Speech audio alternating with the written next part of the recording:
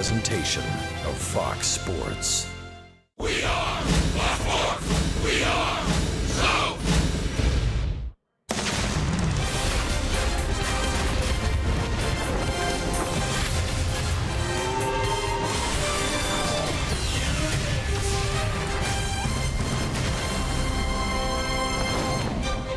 From beautiful Philadelphia, Pennsylvania, once again, it's time for Braves baseball. And plenty of smiles for the Braves. Three amigos enter Inciarte, Adonis Garcia, and Freddie Freeman.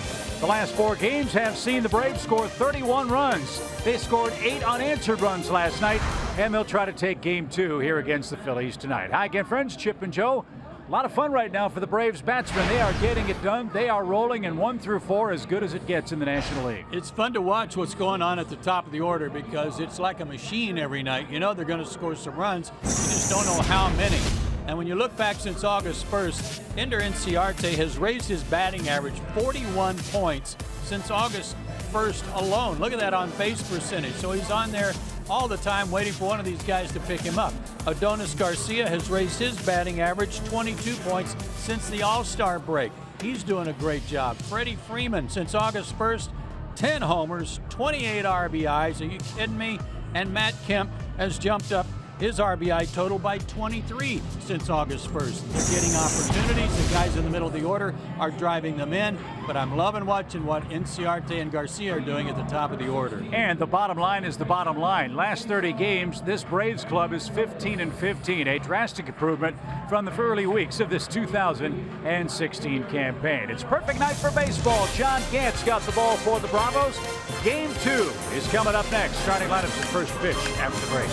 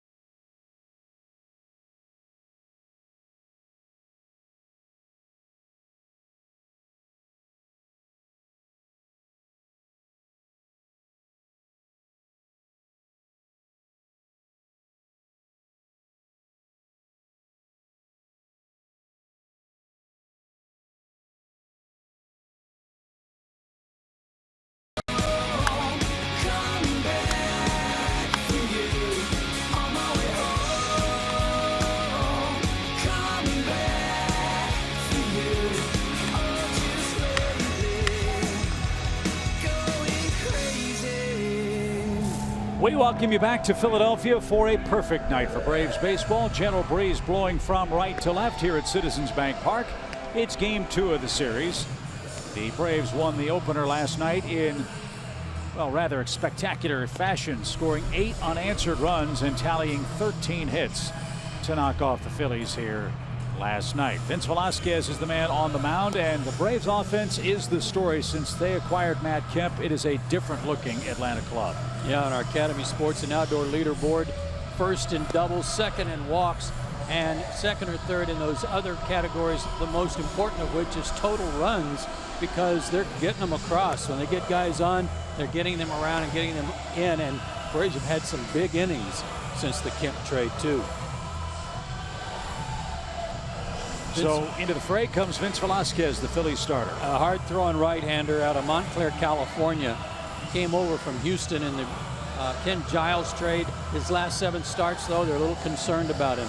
You said before, Chip, you thought this might be his last start of the year tonight because they do want to shut him down. The Phillies are not going anywhere, and they're a little worried about those recent numbers. Yeah, he had a stint on the DL with a bicep strain, you might recall, for the Phillies as well. So Velasquez with 124 innings gets after the Braves here in game 2 tonight. Ender Inciarte will lead off for Atlanta. Garcia and Freeman to follow. Ender had a 3-hit night last night. And a pop fly out of play. We are underway. He can throw hard. 92 to 97 on his fastball. He has a good slider that's also hard. Change up and an occasional curveball. Originally a second-round pick by Houston. Part of the big haul that the Phillies got for Ken Giles. As that would miss low. 1 ball, 1 strike. Mark Apple, Brett Oberholzer, Tom Eshelman, Harold Arausch for Ken Giles. Back in December of 15. Foul back. 1 ball and 2 strikes.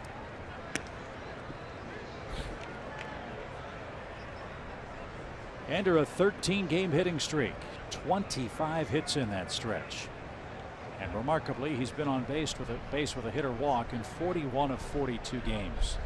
Talk about setting the table, he has done that. And he chased a high fastball and didn't get it. Velasquez with 145 strikeouts now and only 124 innings gets his night off to a good start. Here's the rest of the Braves order. The noticeable change is Dansby Swanson in the lineup. He'll bat 8th in front of John Gant.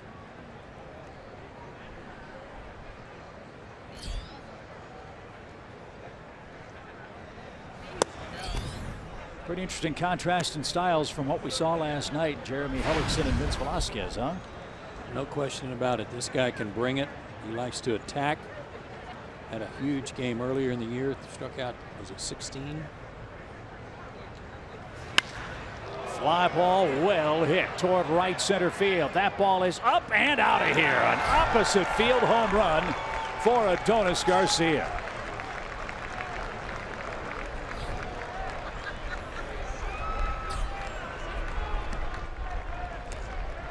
That ball was not only crushed to hit it that far in that part of the ballpark, he did it into the wind.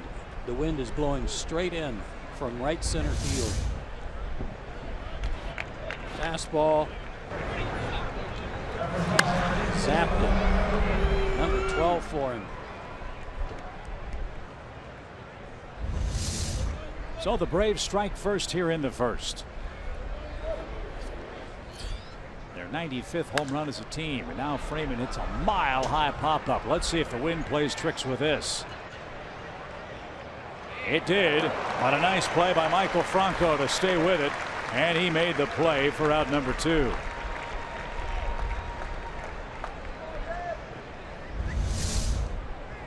I'm really surprised he was the one that had to make this catch. But Ruff is a first baseman trying to learn to play left field, and he really didn't want any part of it.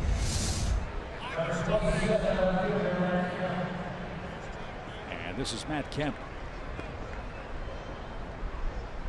Big night for Matt last night. A 3-run homer It got the game tied at 4 apiece. And a pitch inside, ball 1.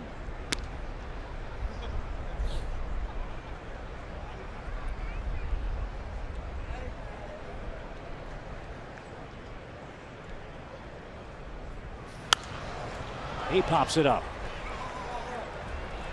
But this time there'll be no play. It's back into the seats.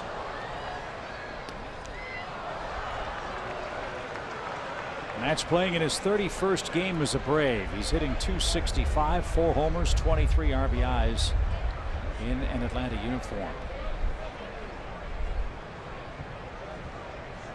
Overall, 27 homers and 92 RBIs.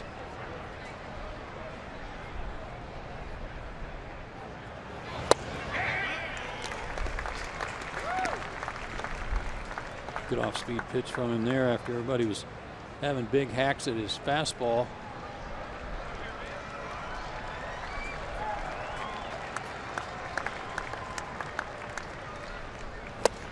And a swing and a miss. Bookend strikeouts for Vince Velasquez. But Adonis Garcia turned around a mid-90s fastball. Going, gone for Garcia, his 12th. And John Gant's been staked to a 1-0 first inning lead.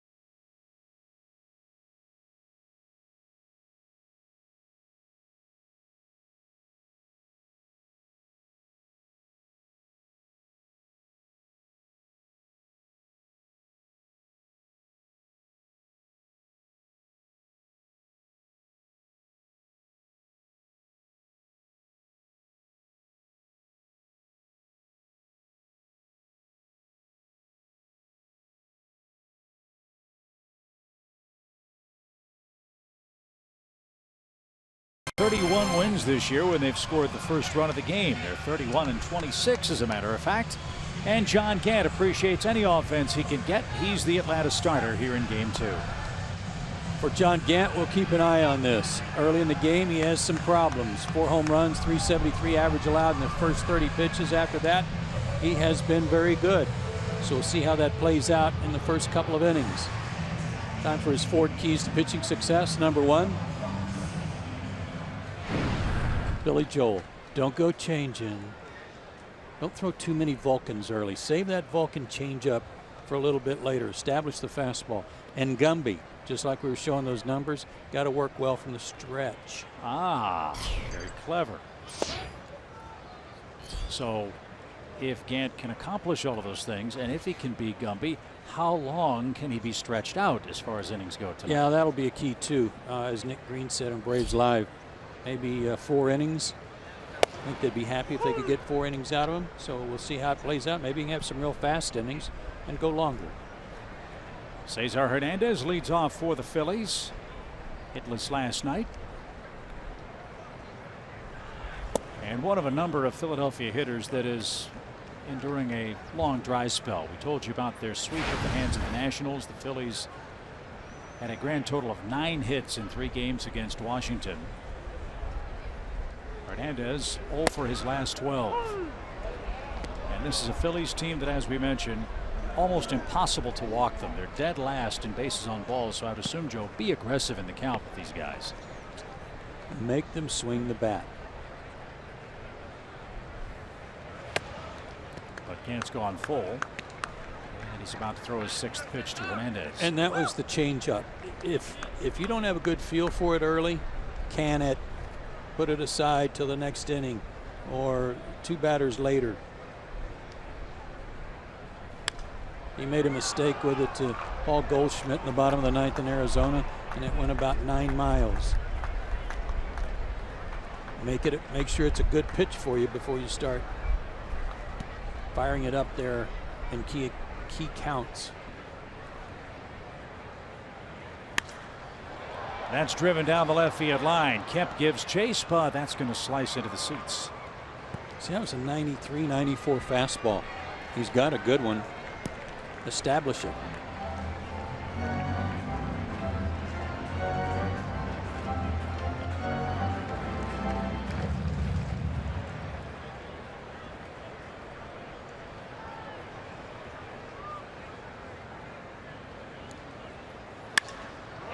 To left, and Matt's there to make the play for out number 1.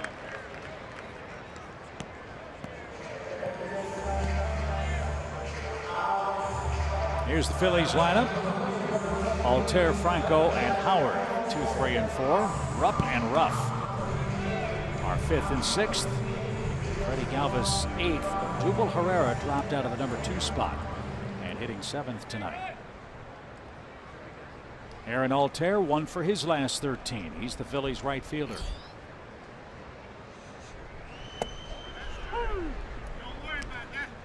Good breaking ball has Aaron behind in the count.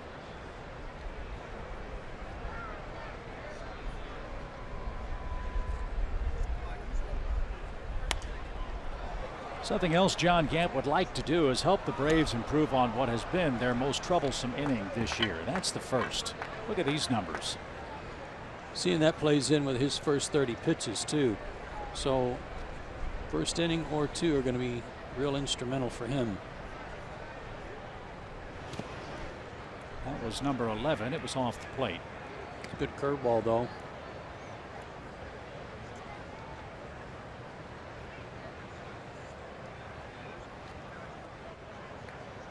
Phillies are looking for a nice second half run for Aaron Altair, who missed a lot of time with wrist surgery. And check swing, bunted foul. 1 ball, 2 strikes. Early days of the year, the Phillies outfield was among the least productive in Major League Baseball, certainly the National League. Kobayashi was hurt, Altair was out, Borges wasn't hitting. Odubel Herrera was really the only guy that did much of anything as Altair swings and misses. 2 outs. That was a good changeup. So John off to a good start. 2 up, 2 down for Michael Franco. That was a beauty.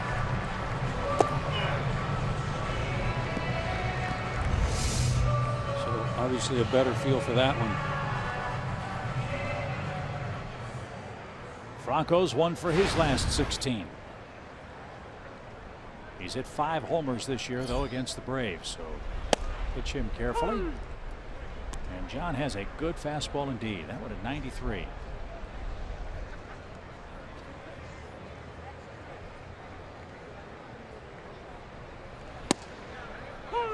.94 and another strike. Establish that pitch. Makes the others that much better.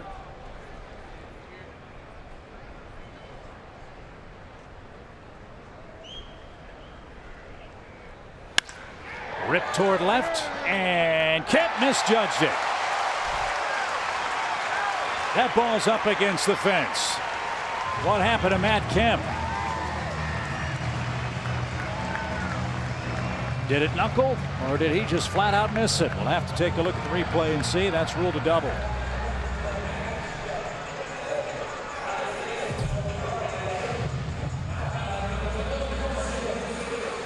They seriously ruled it a double, huh? They did.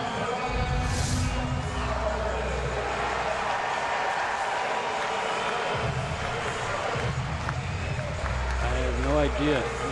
Unable to track the ball. If it was knuckling, that might explain it. But otherwise, I don't know what happened. So Franco with a 2-base hit brings up Ryan Howard.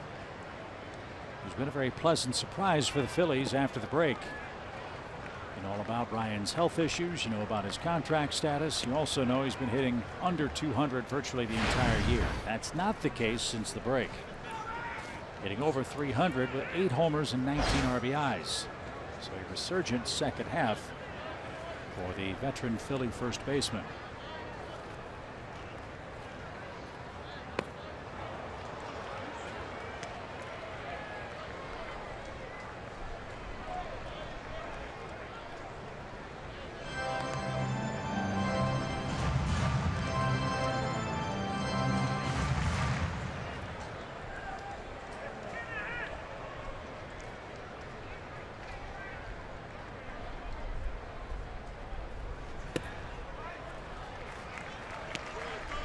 Two balls, one strike. 3 extra pitches after the line drive. Miss and left.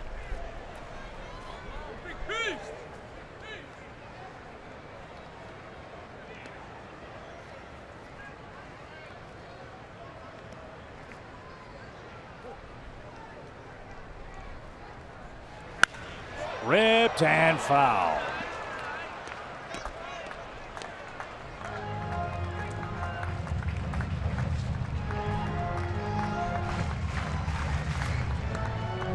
Quite a turnaround for Ryan Howard in the second half and getting more playing time.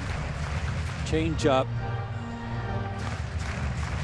Bell tie, fortunately, ripped foul. It's at least 3 change-ups in this sequence.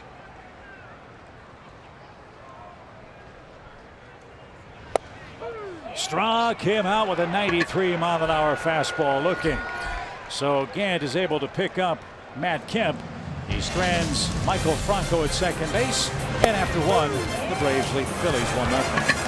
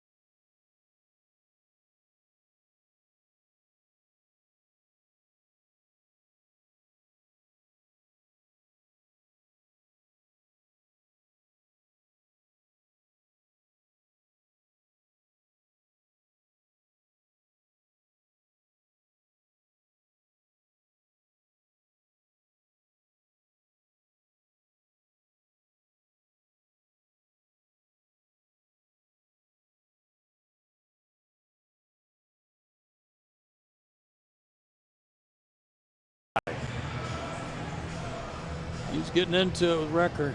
That's a bad guy to challenge. Oh, but just one blow from the Fanatic got him.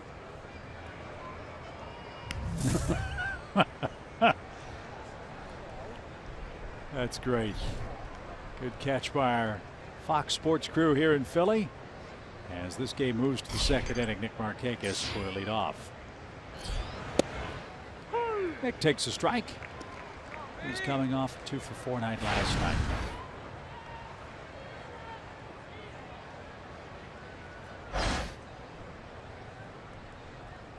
Last time we were here, the Braves got into it with the Fanatic, you might recall, over the 4th of July break. This one's hit a mile high toward left. Let's see if Ruff has any trouble. He doesn't. There's out number 1. You might recall Jeff Francoeur stole the Fanatic's keys to his 4-wheeled scooter. Yeah. And he wouldn't give the keys back to the Fanatic until the Fanatic did the tomahawk chop. And it took the Fanatic forever to finally give in. And then he was worried about lightning striking him. Yes. Tyler Flowers, the batter, lost in all the hoopla and justified for the top 4 hitters. How about the job Tyler Flowers has done? He's come up with his share of big hits for the Braves of late.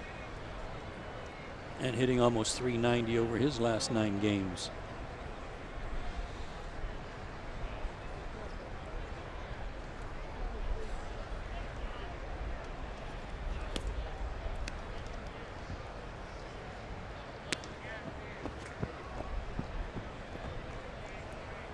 Velasquez, a terrific pitcher. Interesting note on him. He's faced 235 hitters at home this year. He struck out 77 of them. A 33% strikeout rate on his home mound. No Phillies pitcher ever has had a rate that high. That's crazy. Crazy good. And he's 2 for 4 with his outs tonight. That's launched out of play. Flowers never saw it. It's into the second deck behind the Braves on deck circle. Well, another oddity too is that he is 8-6 on the year with a 4.21 ERA. But he's 8-3 with an ERA right at 3 against everybody in the league except the Dodgers and Cubs. And the Dodgers and Cubs are the ones that have done most of the damage to him.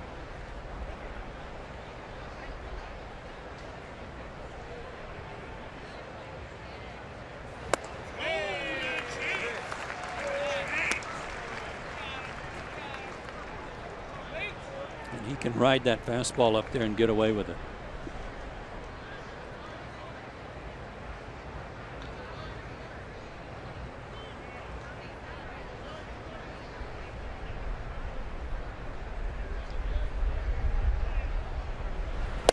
The payoff pitch is cut on and missed. That's 3 strikeouts for Velasquez. 2 outs in the second. Jace Peterson will be the Braves hitter.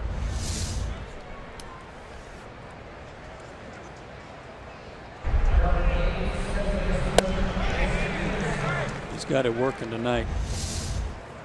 Well, if this is his swan song, he's trying to make a favorable impression. He's done that to the Braves already this year. 10 strikeouts in 12 innings coming into play tonight in his previous 2 starts. He also lost one of those.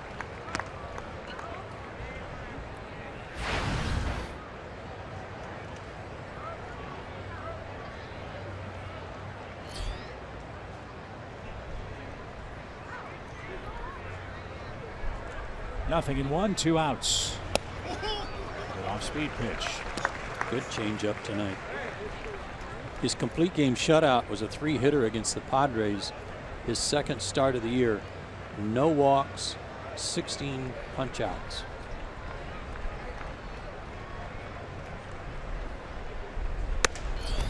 One of many terrific pitching performances the Phillies got in the first 6 weeks of the season. Remember, they got off to an excellent start. Didn't hit much, but their pitching kept them in almost every game. A little roller hit to the right side. Hernandez will make the play easily. And Velasquez has a 1-2-3 second. Cameron Rupp leads off the second. 1-0 Atlanta.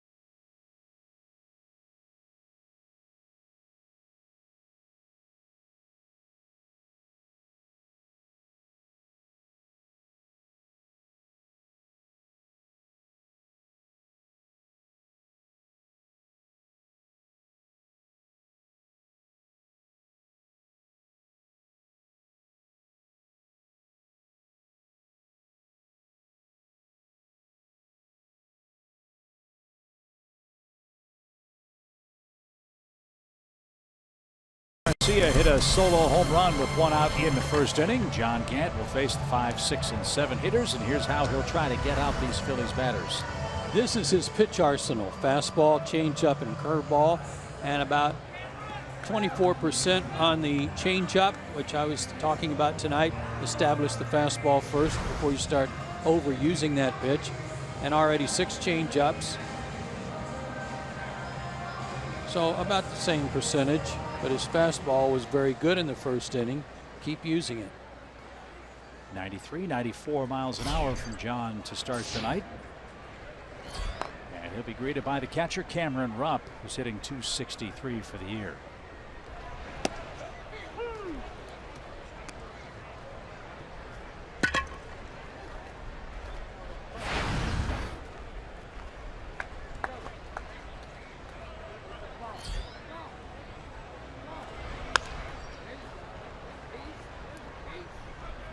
Oh, 2. As you know, the Braves rotation has been in a state of flux pretty much all year long. They've used 14 different starters. Gant was one of them. And he was on a nice little roll until he got hurt. Came off the mound June 28th with an oblique problem.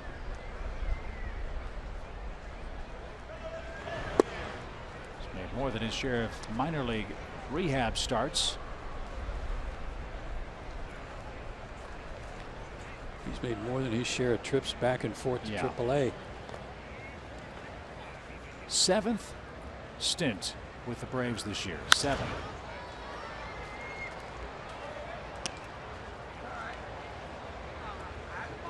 Braves got him from the Mets, where he was a 21st round pick in 2011. Got him in the first Kelly Johnson and 1-year rebate trade.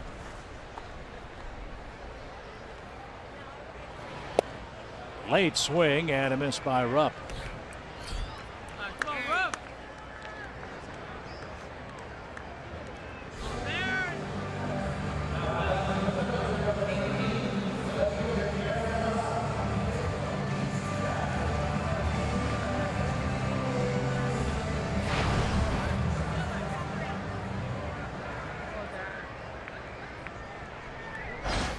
So here's Ruff. He's the Phillies left fielder, 1 for 7 against the Braves, and he takes a strike.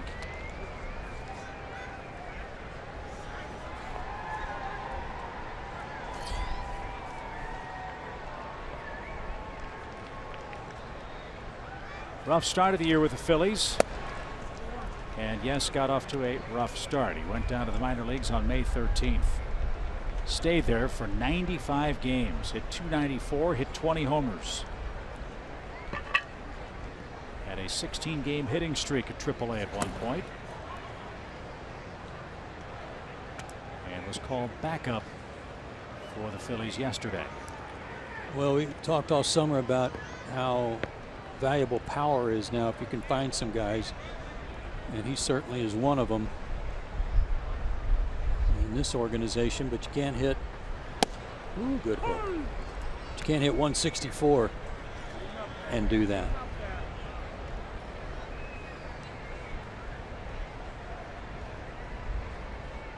In the big leagues, he's played first base, left field, right field, and even 1 game at third for the Phillies. And I guess a comp would be Ryan Klesko-esque for Ruff.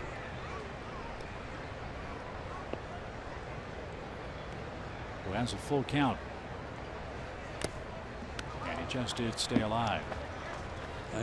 From that standpoint, yeah, maybe being able to play all the outfield positions in first base for Ryan because he was left-handed, and he was a better hitter than this. Yes, from an average standpoint.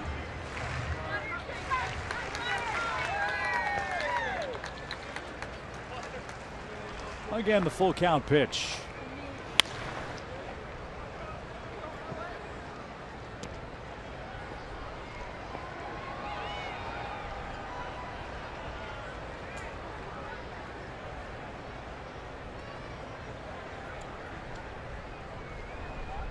Here's the 8th of the sequence.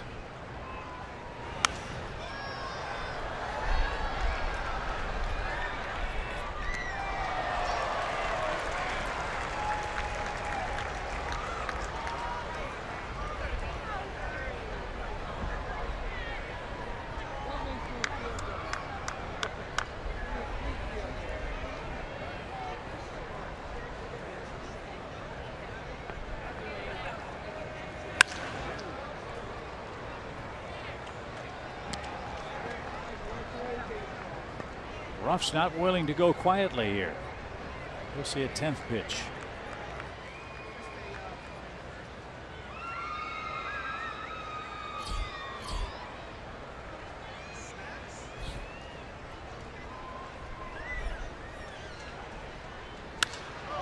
High fly ball left center.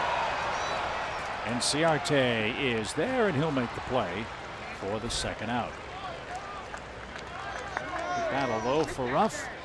And here's Odubel Herrera dropped from the 2 spot to the 7th spot, where he's had 1 at bat all year. I think Pete McCann is just trying to shake his lineup up a little bit, try to get something different started offensively after all the struggles they've had. And they have struggled. Phillies next to last in batting average, last in runs, last in walks, hitting .224 with runners in scoring position this year. They like their young pitching, and justifiably so, but they've got to find a way to score some runs.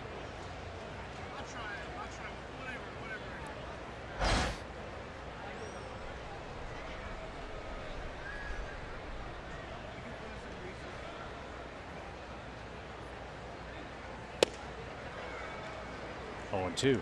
See, they're tardy on the fastball in some cases, which makes them want to ramp it up a little bit, and then that changeup can be used effectively.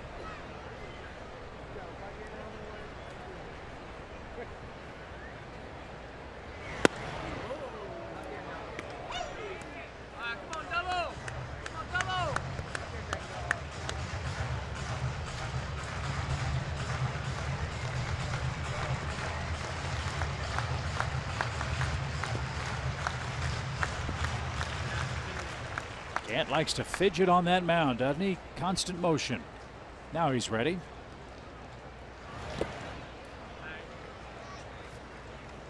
Two and two.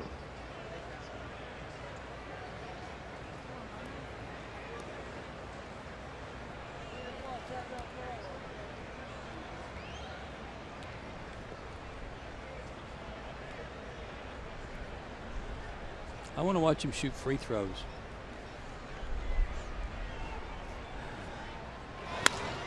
Sharply hit. Freeman's got it, and he'll win the race to the bag, and that retires the side. I'd have a hard time staying still at the free throw line too.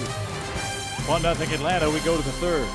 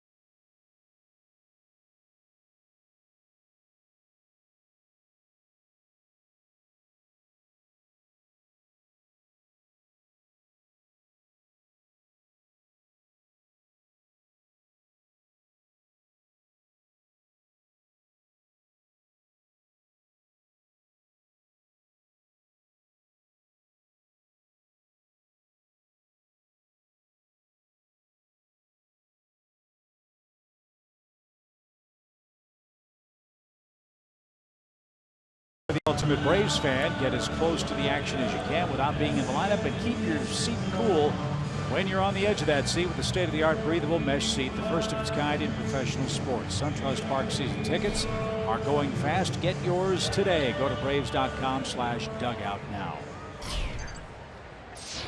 First action of the series for Dansby Swanson, the Braves shortstop, 8th place hitter, leads off against Velasquez here in the third.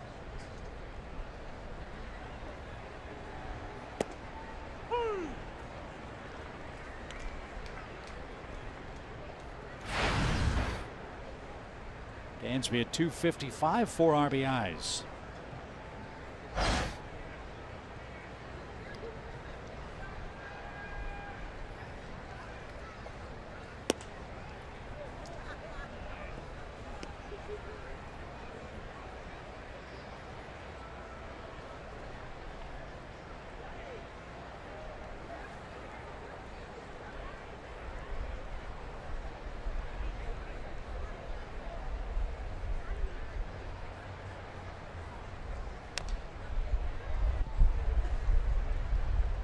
One ball, 2 strikes.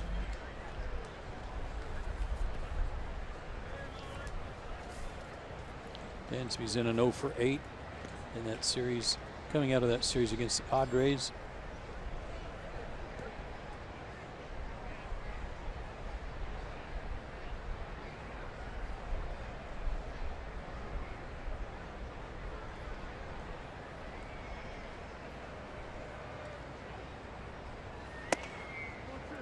Missed inside. Close call, but 2-2.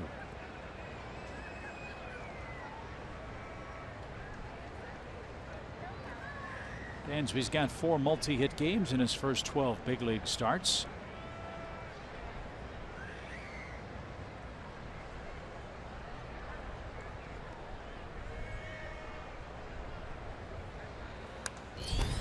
And he's putting up a fight. He had a good swing there at 95 in on him.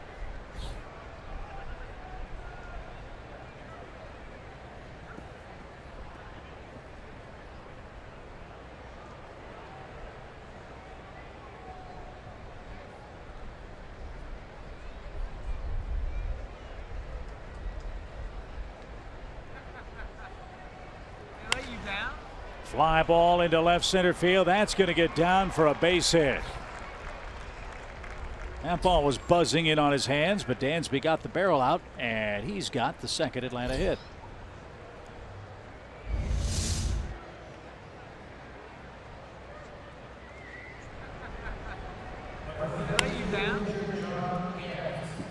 Good turn on that ball to get his hands through.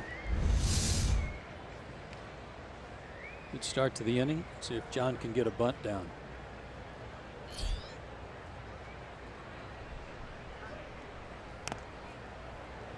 Fouled away, strike 1. Can't 0 for 5 at the plate. He does have 2 sacrifices.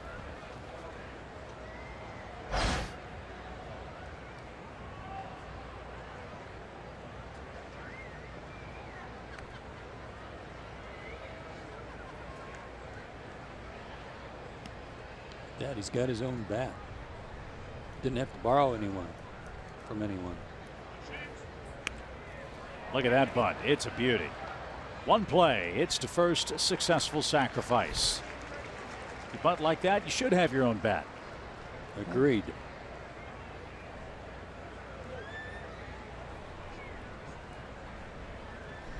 So Dansby's in scoring position, 1 out, and Ender Inciarte's coming up.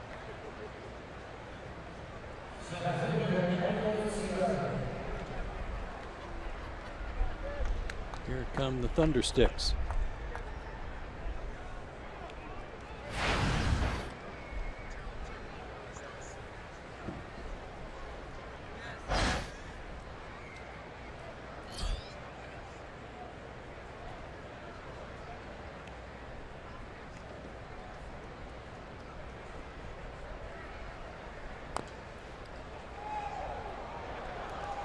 That's bounced foul. Strike 1 for Ender Inciarte. He's really enjoyed his time in the #1 spot. Heck, the rest of the lineup has enjoyed it too. Since June 1st, his average second, on base percentage third, 16 multi-hit games.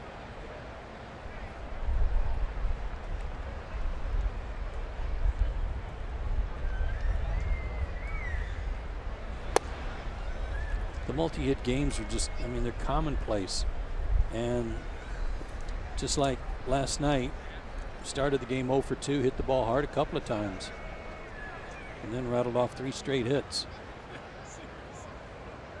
30 multi-hit games, 4 of them 3-hit games. Ender also has a 5-hit game.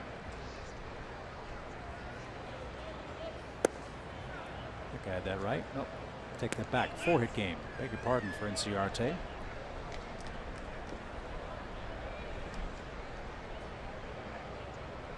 Last 4-hit game, August 24th. That was in Phoenix against the Diamondbacks. So Velasquez starting his second trip through the Braves order. He's down a run courtesy of an Adonis Garcia home run. Saw that .446 average during his hitting streak. It's one thing to have a 13-game hitting streak, but if you're only mustering 1 hit a game or something like that, it's not quite as impressive. He's hitting .446. Little dribbler to the mound. The throw to third, and Swanson got it under the tag. The throw beat him to the bag, but Dansby went into his slide early, and Franco couldn't get the glove to the body, and that's a huge break. You know the Phillies are going to take a look at this, but it looked like Swanson got in safely. High throw. And Tim Timmons says he didn't get him. Good hook slide here by Dansby to get out of the way of it. He kind of fanned on him. Franco, I'm not sure. He was just trying to stay out of the way, it looked like. So Inciarte at first, Swanson at third for the moment on the fielder's choice. Did he tag him on the arm?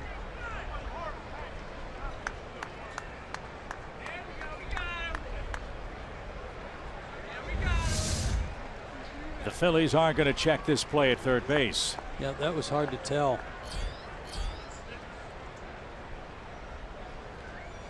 You don't want to get thrown out at third in this situation, but the high chopper, I'm sure he read it that it was going to get over his head. And from that angle we showed you, the angle looks like the glove touched Swanson on the body. Yeah, I want to see if his foot was on the base though when that happened. Here it is again. Tell me when his glove hits him. Foot on the bag. But what you can't tell from that angle is if it was a swipe, if there was daylight between the glove and the body. And yep. Tim Timmons had the right angle to see if that was the case. I'm watching a replay on the big screen, and the glove never moved. There was no action of the glove being pushed out of the way. I think he fanned on him. Well, the thing that helps the Braves in this situation is the call on the field was safe. Will there be enough to overturn the call? And apparently there was. Oh, boy. Not sure about that. But the Phillies challenge, and the call is overturned.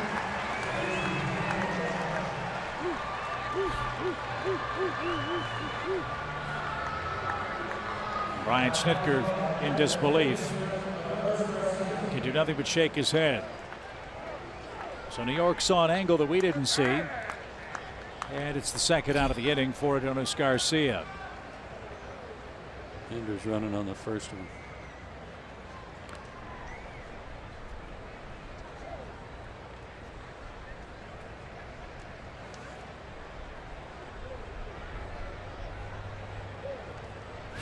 If he does go, he better get a good jump. Rupp's got a good arm.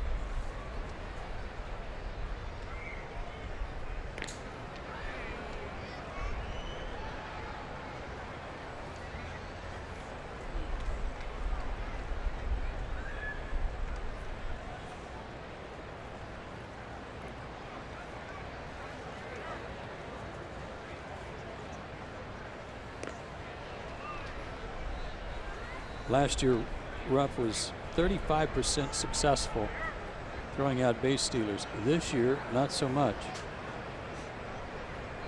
Just 19%.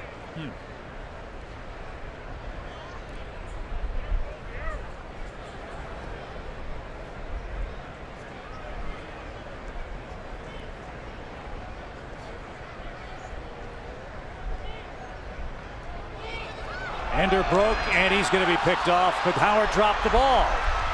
There's a break. Inciarte will scamper into second base. They had him dead to rights. But Howard either dropped it or the throw from Velasquez hit Inciarte, and he's at second base with 2 outs.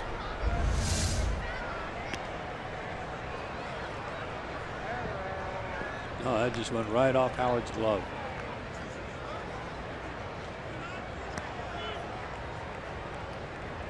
Ryan just flat out had it go off the web of his glove. That's an error on Howard, his 9th. And a hit could extend the Atlanta lead. To third. That is a foul ball. And we'll do it again.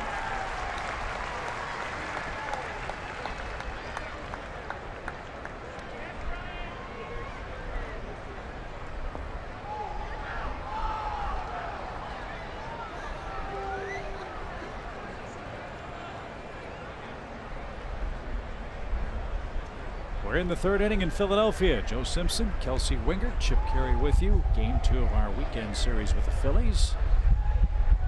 A beautiful night. A refreshing night here on September the 3rd.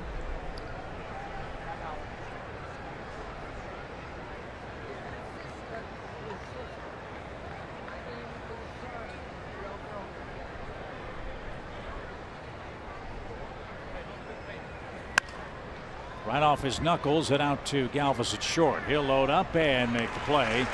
And that retires the side. The Phillies got a beneficial challenge call at third base. That might have saved him a run. It's 1-0. Home third coming up.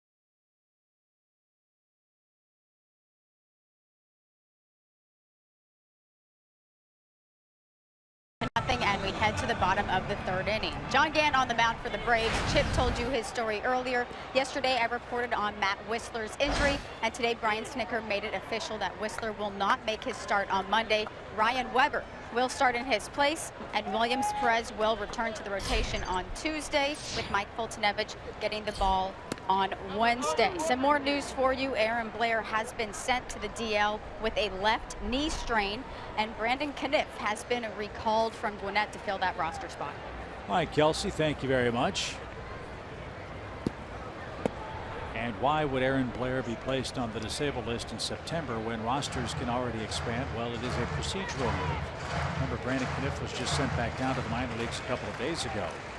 And in order to bring him back, there has to be an injury. You have to wait 10 days when a player is sent back to AAA to bring him back.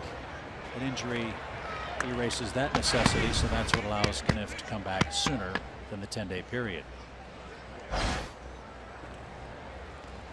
2 quick strikes for Freddie Galvis, the 8th place hitter for the Phillies. And that's served into the seats. And the Gwinnett season regular season ends Monday, I believe. And Gwinnett with a 2-game lead in the Southern Division, as Chris Ellis and Justin Marks squaring off tonight. Gwinnett hosting Durham. Rough night for the G Braves last evening. 14-0 Durham beat them.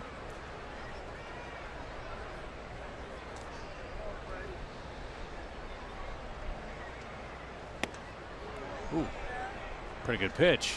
Yes, it was.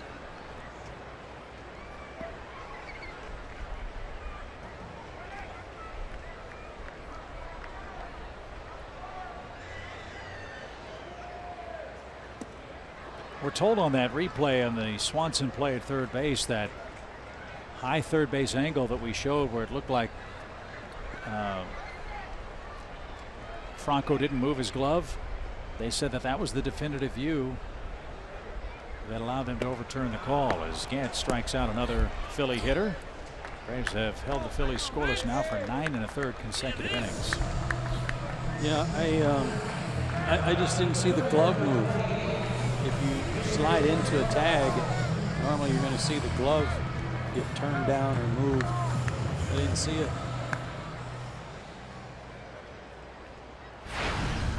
Gant's retired 5 straight. And Velasquez, the batter, pretty good hitter. He's batting .211 for the year. He's pushed off the plate. Well, John's well past his 30 pitch, watch total, so he's into that area where he's been pitching pretty well.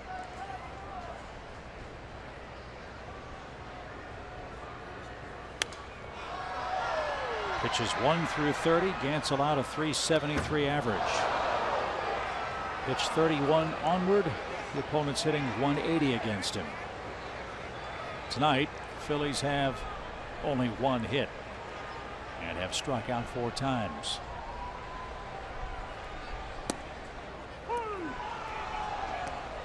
I like that curveball tonight.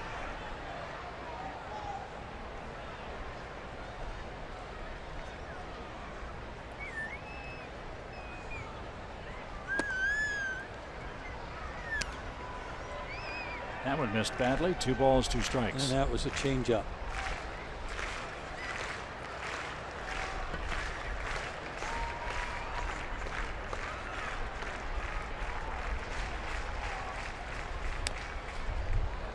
That was a better one.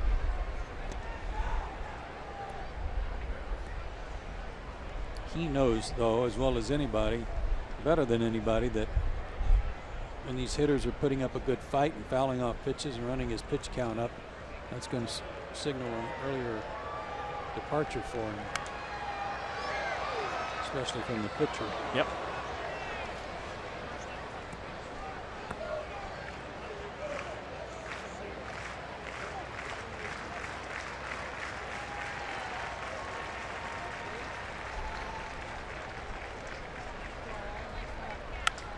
Fly ball center, pretty well struck, but playable.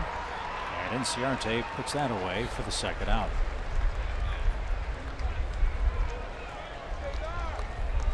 Back to the top, Cesar Hernandez. He lined out to left.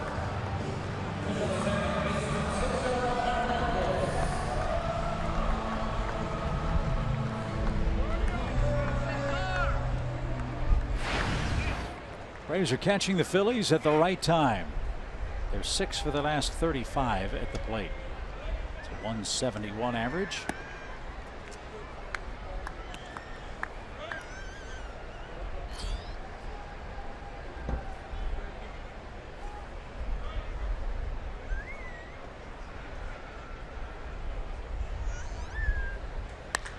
Ripped toward right.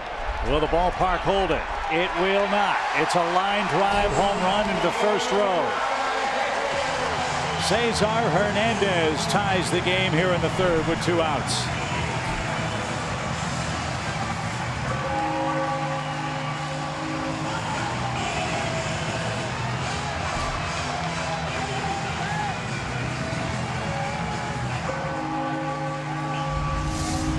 His 6th of the year, came on a fastball. John had thrown him a curveball, the pitch before that looked like a good strike. He didn't get the call on it. Delivered that fastball pretty much down the middle, and Hernandez barely cleared the railing. So our game's tied, a couple of solo home runs. And now Aaron Altair is the batter. He struck out his first time up. Garcia's homered for the Braves. Hernandez for the Phillies here in the third.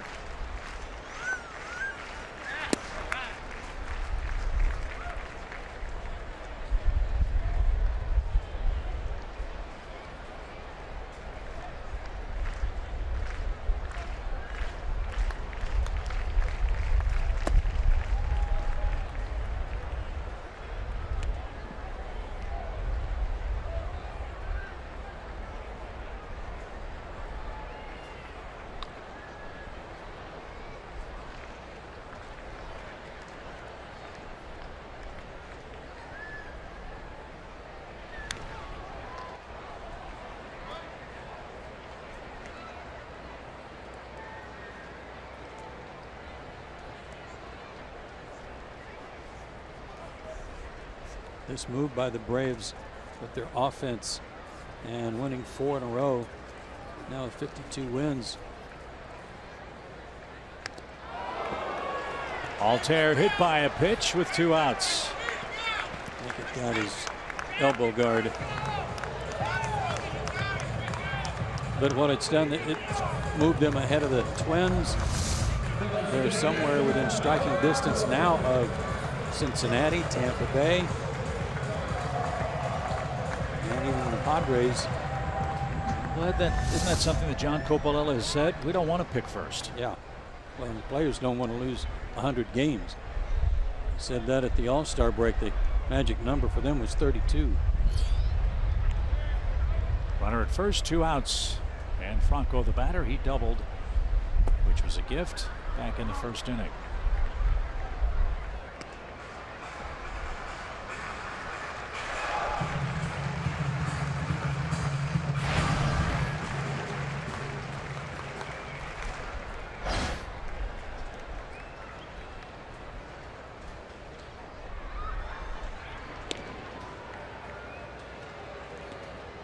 On the second part of that, the Braves need 11 wins to avoid losing 100 games.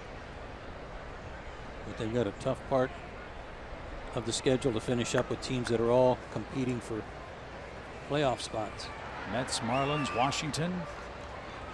2 series each with them. We've got a home series left with the Phillies.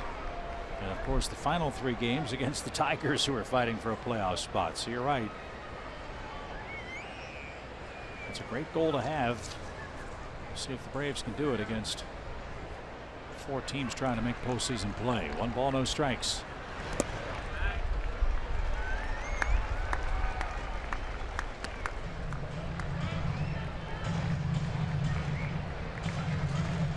Mets are home to Washington tonight, losing 1-0 in the third. Miami's in a 3-3 game with Cleveland. That's in the 3rd inning. Progressive Field in Cleveland. Here it's 1-1 and a 2-0 pitch.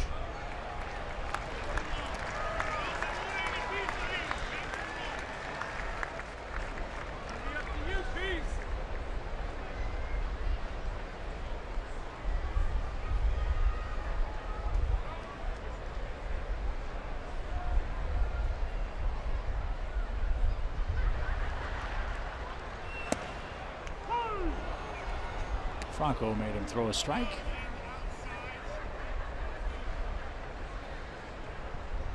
Ryan Howard's on deck. The Braves would like to see him hit in the 4th with the bases empty.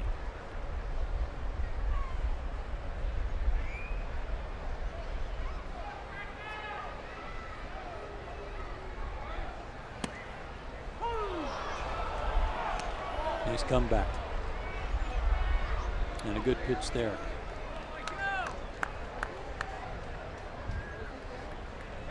This guy's taken more strikes in this series than he has all year. Right?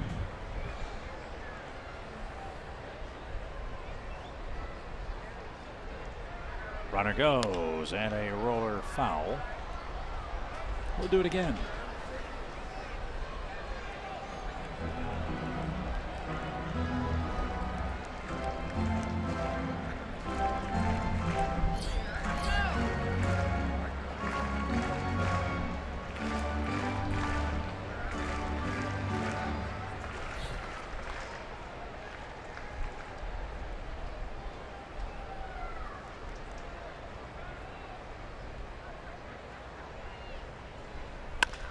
Ground ball, diving stop at second, no play. Great effort by Jace Peterson to keep that one close to the infield. That'll be a hit for Franco. And 3 straight Phillies have reached after 2 out. Now Ryan Howard hits with 2 on. And he couldn't have placed it any better between the shift in terms of making sure the infielder didn't have a play on it. Good stop by Jace, though. He may have saved the base.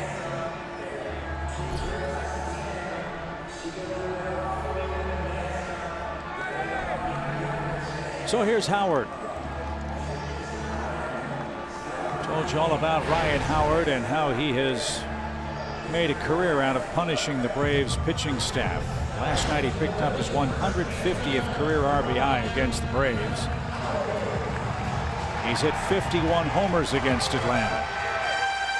And Howard has 6 homers in his last 10 home starts. He's a dangerous man in a dangerous spot. Tie game, 1 apiece. 2 outs, 3rd inning.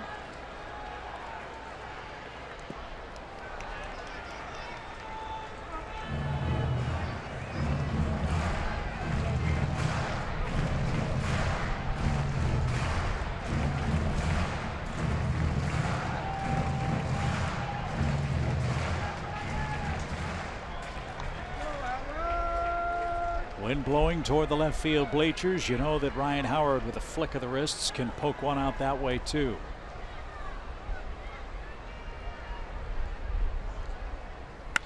And he tried to do just that. Sure did.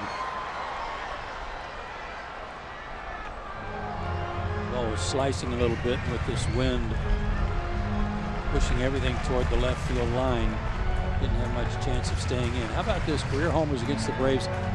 Boston, Milwaukee, and Atlanta. Willie Mays with the most. How about that list of players? Amazing. All Hall of Famers, weren't they? I think so. Have to take another look. We put that back up on the screen. Except for Ryan, of course.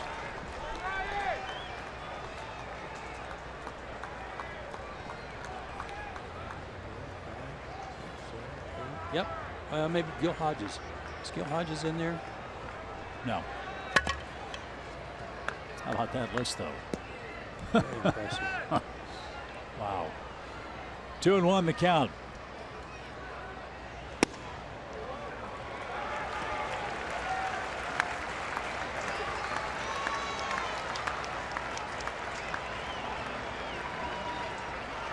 All this trouble after 2 quick outs.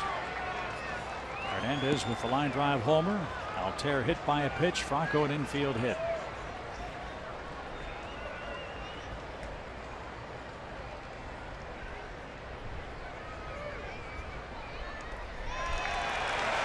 And Ryan Howard will take a walk.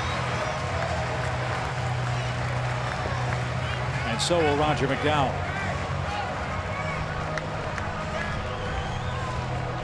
Two-out homer, then a 2-out 2-2 pitch hit batsman. Got this part of the rally started. 75 pitches for Gant. He last threw as many as 75 pitches August 15th in a start against Charlotte. Went 5 innings in that game. In fact, he's thrown 70 pitches or more now 3 times his last 8 appearances. Granted, the last 3 appearances have been in relief, so he hasn't gone as many as 5 innings again since August 15th. And he's not out of the 3rd yet.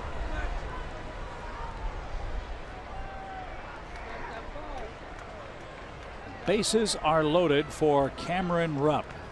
Here's where the Phillies have struggled so mightily, not getting much production with runners at 2nd or 3rd. And Rupp drives one to the gap. That's going to do major damage. 2-run score. Howard on his way to third. They're going to stop him there. It's a 2-run double for Cameron Rupp, and the Phillies take a 3-1 lead.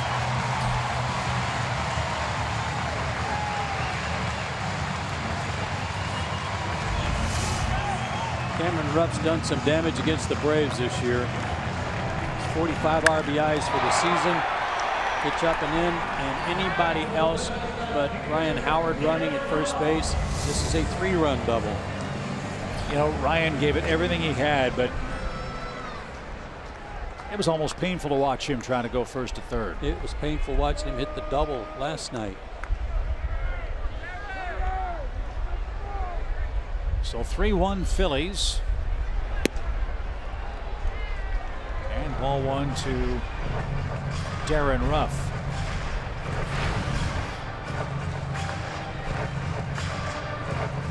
Braves were behind 4-0 last night early. Long way to go in this one. To third, and a fair ball. The throw to first in time, and that retires the side. Bases empty, 2 outs, a homer. Hit batsman, single, walk, and double plates 3 Phillies. And we head to the fourth, down a pair.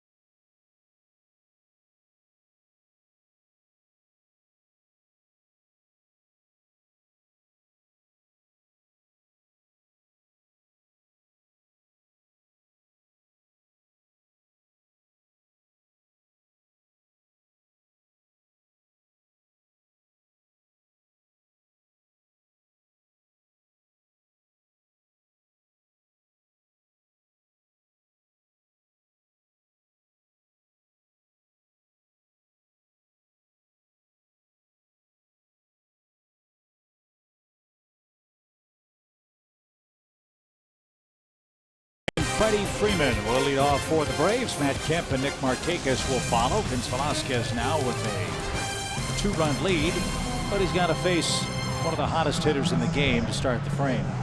Again, since August 1st, great numbers. First in extra base hits, slugging, and OPS. 10 homers, 28 RBIs over that stretch.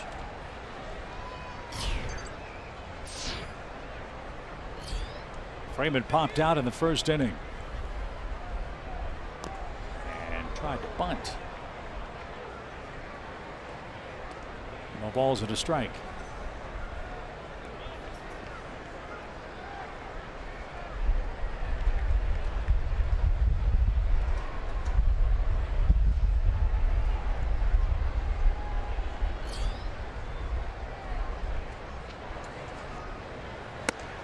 I don't mind the idea of the Braves trying to bunt on Ryan Howard, see how mobile he is at first base.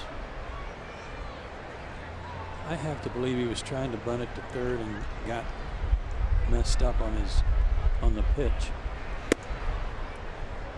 I was going to say, I don't want Freeman bunting. No, sir.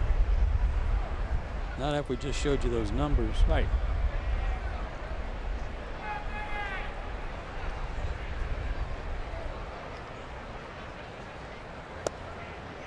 Freddie and I were talking after the game last night, and I was mentioning how they kept trying to go inside, and Hellickson was trying to throw breaking balls in and fastballs in. He said, yeah, they're just trying to get that outer part of the plate back. They don't want me hanging over the plate to go there. Good pitch. Break for Freddie.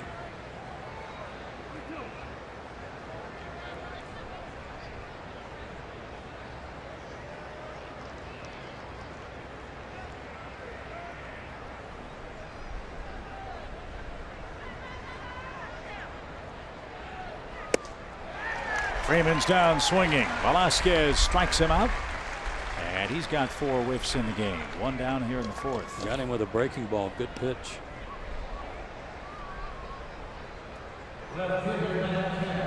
Here's Kemp. Matt struck out to end the Braves first.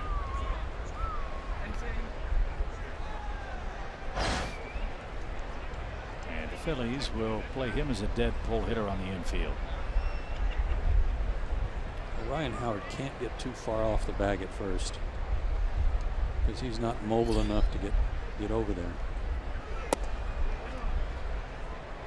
I was with you, Chip. I mean, watching him run, I couldn't tell if it was foot related or both knees. Real short, choppy steps.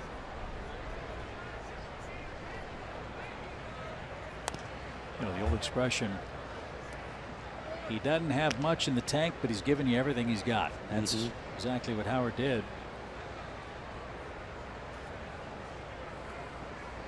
Proud player with a terrific Phillies career. This will be our final weekend seeing Howard in this ballpark. As Kemp rips one into the gap in left center field, that's going to roll to the fence. And Matt's around first on his way to second.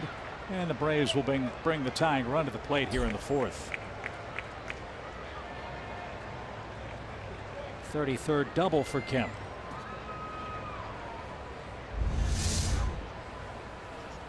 Hanging breaking ball. He got Freddie with a curveball. Couldn't get Kemp. Left it up in his eyes.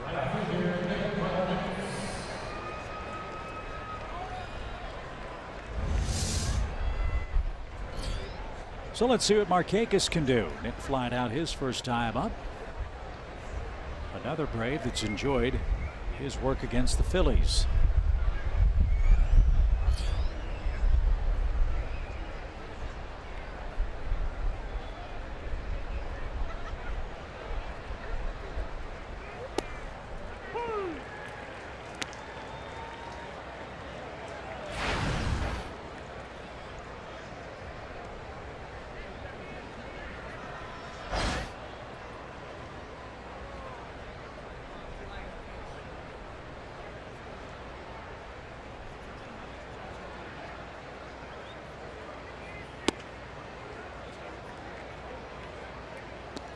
Here's that hot work I was speaking of with regards to Markakis, our Georgia Lottery jackpot feature. 9 driven in, 12 scored. Good numbers. Snapped out of a dry spell last night with 2 for 4 night. Single and a double his last 2 times up.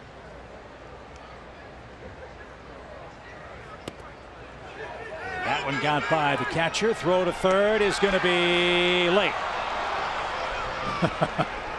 That was a close call too.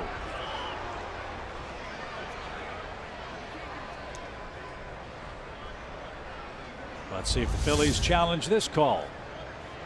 Well, Rupp got real lucky here because he got lazy, just tried to backhand that ball, and it hit the umpire. Otherwise, it goes to the backstop.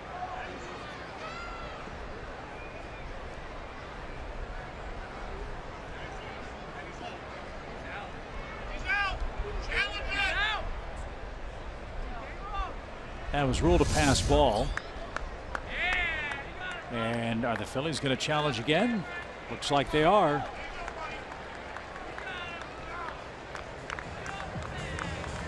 On the angle we had, that close-up replay where you just saw the glove. Clearly safe, but did Kemp come off the bag? That's the question, and I think he might have. If he came off the bag, he's out. If the glove was still attached to him. Safe there. Off the bag. Was the tag on the leg? Yeah, the glove wasn't on him.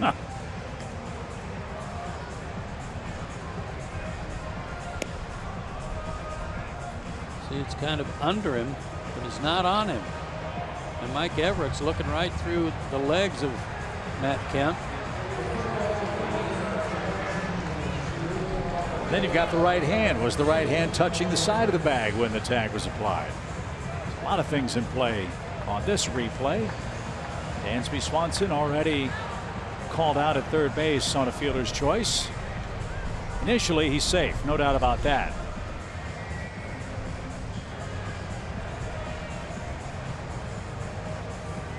Man. Great camera angles.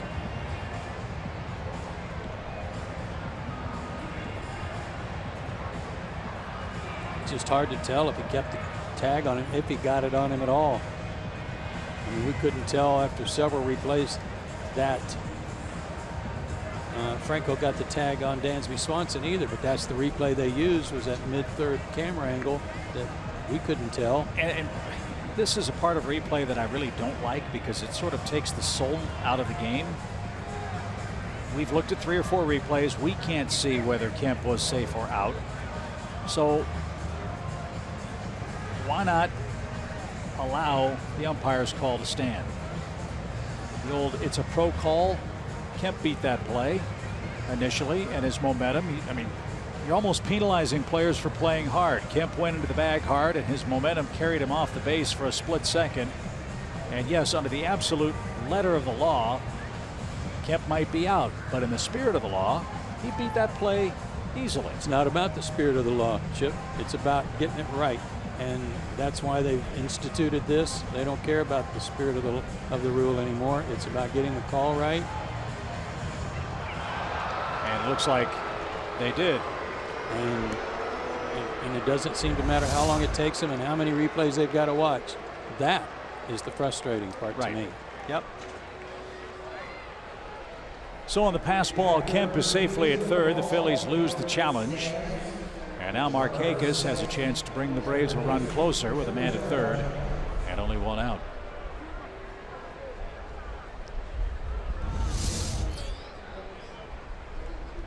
Two minutes and 32 seconds to confirm what we suspected.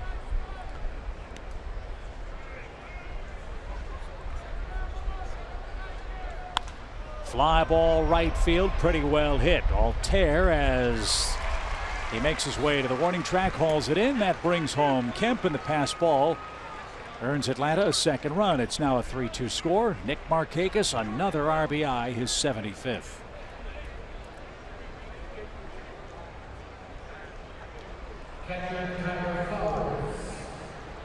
Tell you, if Freeman doesn't drive him in, Kemp does. If neither one of them drives him in, Markakis does.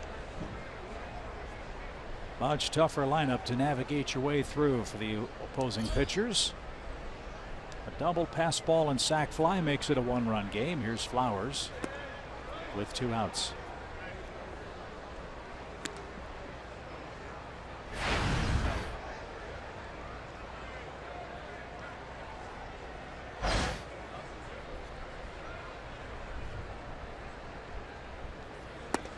It's 23 RBIs for Nick since August 1st.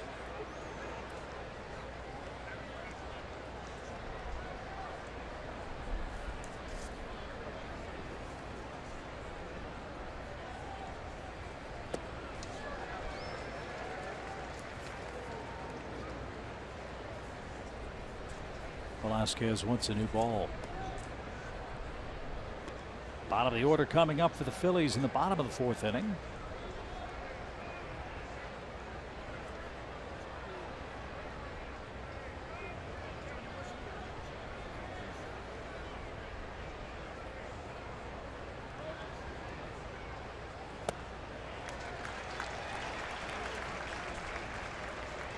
That pitch at 87, 88 has been very effective tonight.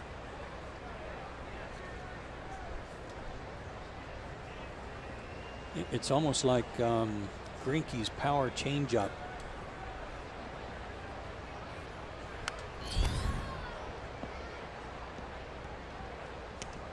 Then he can muscle up and fire a buzz ball at you at 95 miles an hour.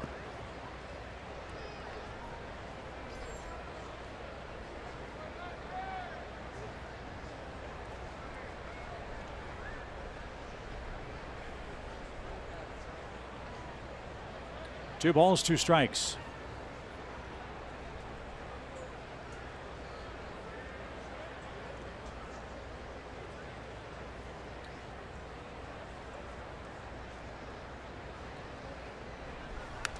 Good cut at 96.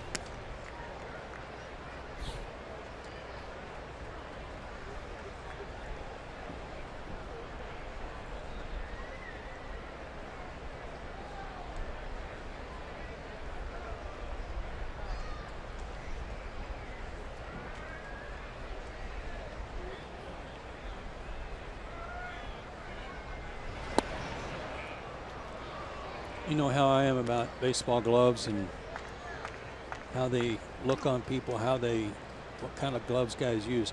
Cameron Rupp, maybe it's because he's so big, he makes his glove look small for a catcher's glove. But just watching him give the target, it looks like a little small glove back there. What a play at third by Franco. 360 spin and a bullet to first. Wow. That was big league right there. Tyler Flowers hits a seed to third, but Franco coming right at you. Dives to his left and makes a perfect strike to end the Atlanta fourth.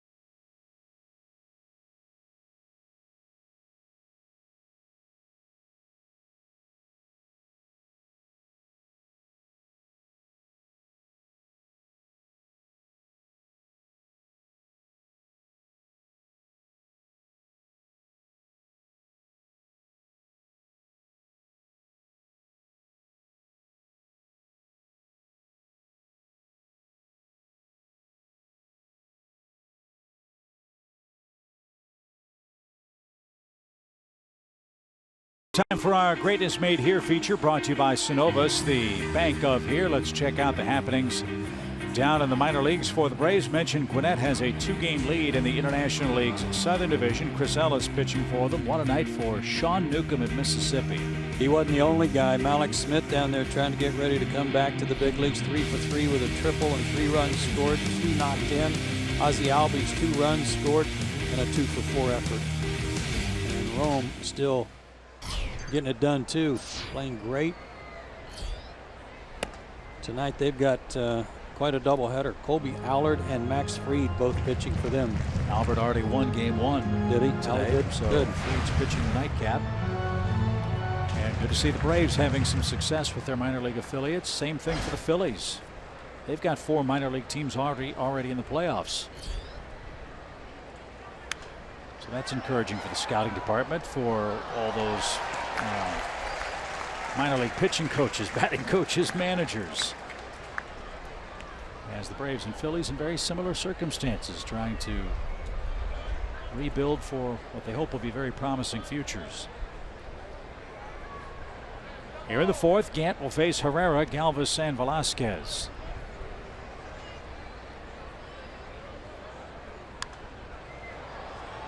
And into the seats, 0-2. Gant's spot in the order is due up third in the 5th inning. Be nice to get through this unscathed, leave with a 1-run deficit.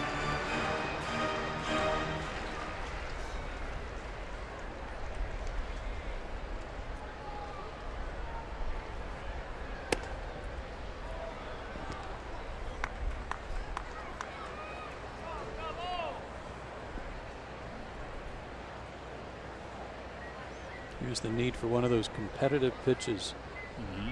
Got ahead in the count, wasted a fastball to what wasn't close enough to get him to offer. Make him offer it this one. He did. And a swing and a miss takes care of Odubel Herrera for the first out.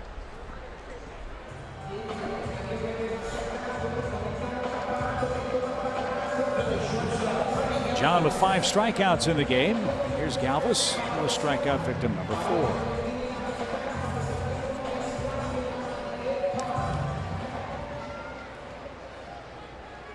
Five strikeouts equals Gant's career high. He's done it 4 times now. And he did it 3 times in as many starts. June 12th, June 17th, and June 22nd.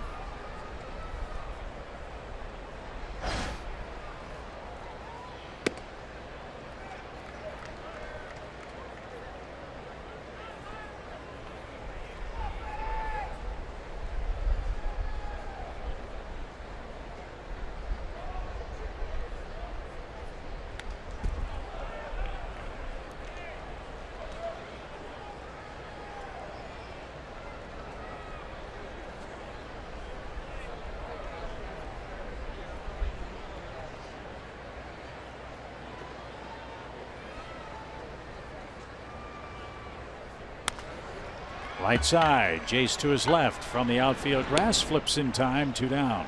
Well, that was a great play by Franco, wasn't it? Oh man. I mean, he just was fully extended, and the only hope was that somehow the ball would find his glove, and it did. Between his defense, which has been very good. I think last night was his 9th error, and that was on a play where he was taking a throw from the outfield. And Galvis, that's pretty solid on the left side for Philadelphia. And Hernandez not too shabby at second base either. No. Well, there's a man here who would probably appreciate that play better than most, and that's Mike Schmidt. He's working the broadcast for the Phillies tonight.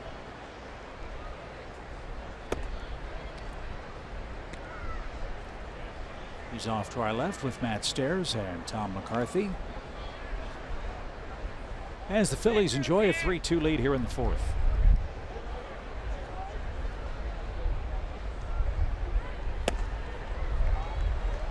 See, that changeup is terrific. It might have been a little high, but that's one that you will offer to swing at.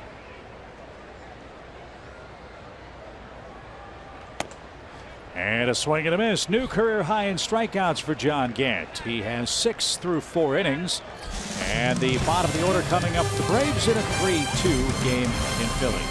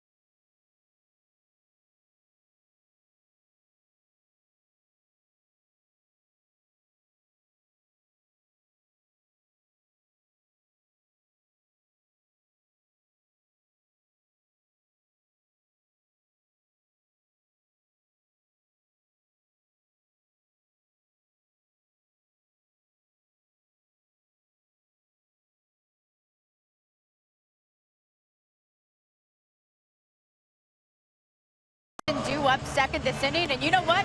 he's doing pretty good. He is hitting .271 since he's been called up, and Brian Snitker had told us their original plan with Dansby was to keep him in that 8th spot so the at-bats don't pile up, and he would eventually want to see him moving up to the lineup closer to Freddie. Well, most recently I talked to him and he said, you know what, I think we're actually just going to keep him in that 8th spot for now because he's doing really well, and not only that, but everybody else is clicking. Brian Snitker says what Dansby is doing and how the Braves are handling him being up in the big club is working. So why fix something that ain't broke, guys? No, I agree 100%, Kelsey, and I was just going to say move him up nearer Freddie. Where? Right. High fly ball off the bat of Jace Peterson, Altair and right. And he makes the play. There is nowhere else for Dansby Swanson to hit, as well as everyone else is swinging now. Yeah, it's not a case of Dansby not, earning a spot a little higher in the order. It's that everybody else is doing what they are supposed to do, and the Braves are scoring 6, 7, 8 runs a game. So you don't, like you said, you don't change anything in that case. I mean, if you really felt the itch to do something, you could maybe hit Swanson 9th and have him hitting technically in front of Ender Inciarte. But no need. He's already got a hit tonight, and he takes a strike. It's like Gant's out to hit for himself. Get another inning. Well, he pitched a 1-2-3 4th. He'll have the 1-2-3 Phillies hitters if he comes out for the 5th. And it's driven off the facade of the upper deck, and a chase for the souvenir down below. Well, one of the things they will test you on when you first get to the big leagues is can you handle the fastball, and especially can you handle the fastball in. So far, so good for Dansby. Even if he may not be putting it in play every time, he's fouling it off. He's having good aggressive cuts at it, and they're a little reluctant to keep going in there. I chatted briefly with Larry Boa, the bench coach for the Phillies, and I said, I'm going to come find you tomorrow because I'd like to get your impressions of Dansby Swanson. Larry, a former major league manager, terrific shortstop for a long time in the big leagues too. I don't think Dansby's had a ball hit to him tonight at short. Yeah, one right in between. Yeah. He and Jace Peterson. This one popped up. And an easy play for Ruff, who makes it 2 outs. And Gant will hit.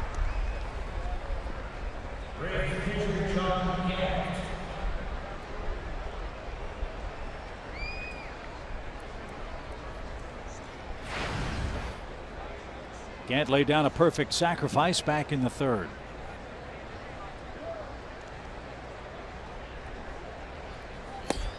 And a strike.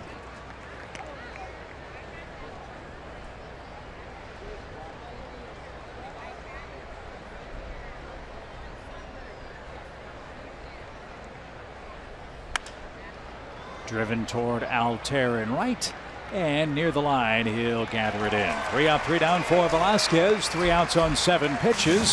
Top of the order up to the Phillies, who lead 3-2.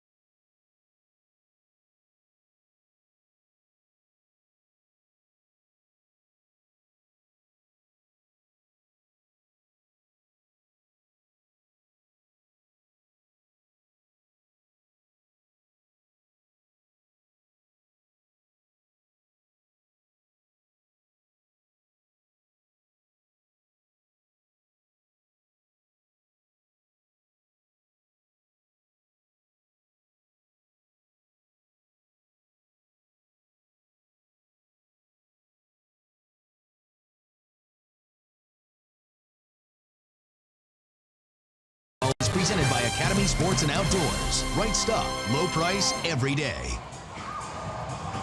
Follow Braves baseball live with the MLB.com at-bat app. Stay up to the moment at any moment with game day, live game video highlights, StatCast, news, and more. Download MLB.com at-bat, the #1 app for live baseball on your phone and your tablet. Well, something Brian Snitker's been very consistent about is wanting his young starters to learn how to try to navigate through a lineup a third time. Kent's going to have a chance to at least start his third trek through the Phillies order with Hernandez, Altair, and Franco coming up. Well, he had a very good inning in the fourth, his best inning of the night. 2 strikeouts. One was the pitcher.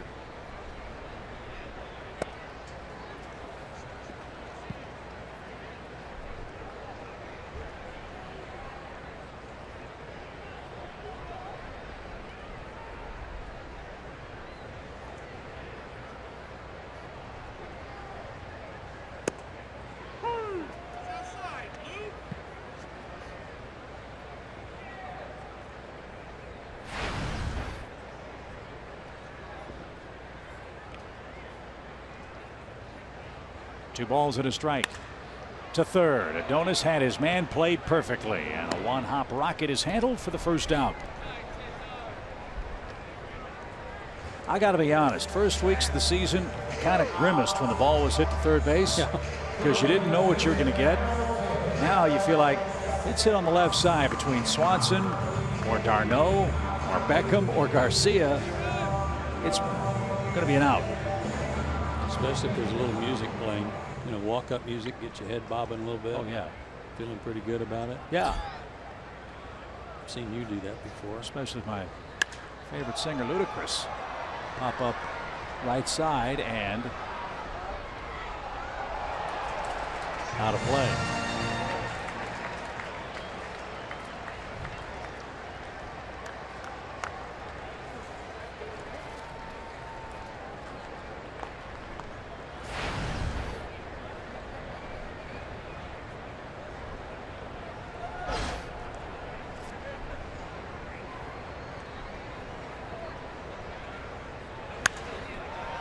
A pop fly right side again, and a fan from Cherry Hill, New Jersey made the play.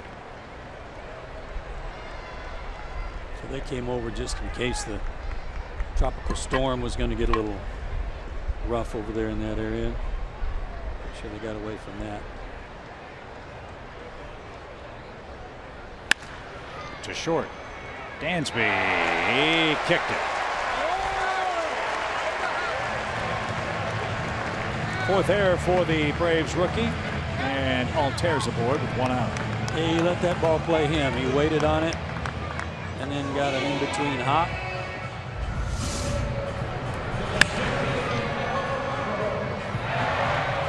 And that's what happens when you do that.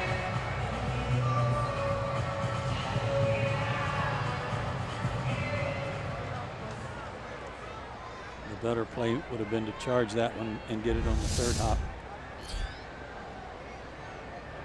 91st error committed by the Braves this year, 4th by Swanson. Now Franco bats with a 2-for-2 night. Runner goes, pitch low, throw to second, high and late. Altair steals second. He's 6 for 6.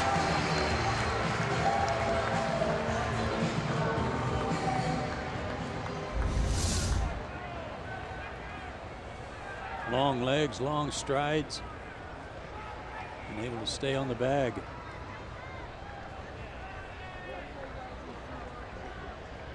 Not a bad throw from Tyler. Even a one lower, I don't think they get him.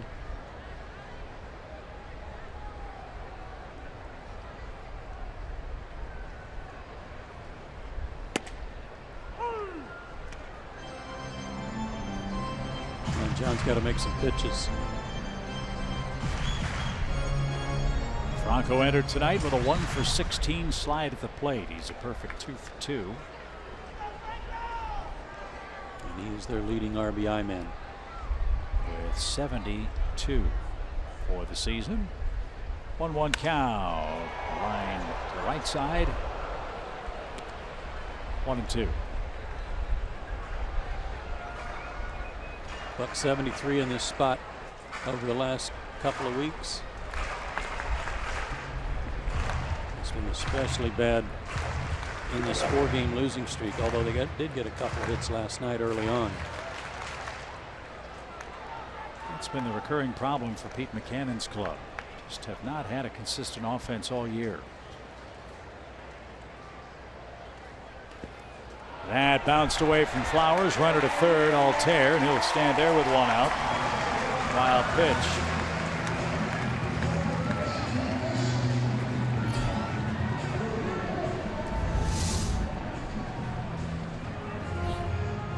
Breaking ball looked like it might have hit the edge of the plate. Tyler moved out there to block it, but if it hits that edge of the plate and kicks it a little more to his left, that's kind of tough to stop and hard to keep from getting away from you. Infield comes in for Franco with a 2-2 count.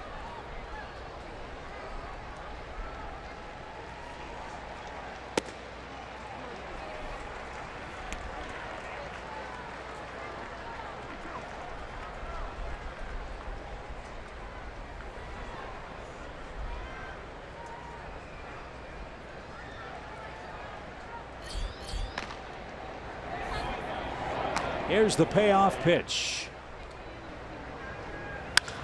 Drilled toward left. Kemp's going to have to chase that one down. That'll one-hop the wall. Franco's 3 for 3 with a pair of doubles, and the Phillies extend their lead to 4-2.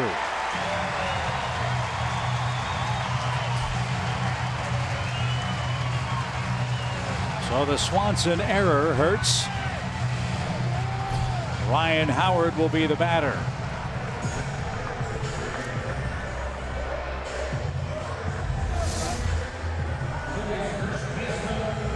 Up and in with a fastball, and he tomahawked it. Holds his hands low, but then he raises them up and then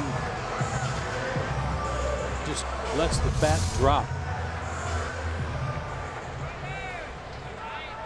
Free swinger, but a tough out. So like last night for the Braves, when their top 4 hitters did most of the scoring, well, the first 3 hitters for the Phillies tonight have accounted for all 4 of their runs.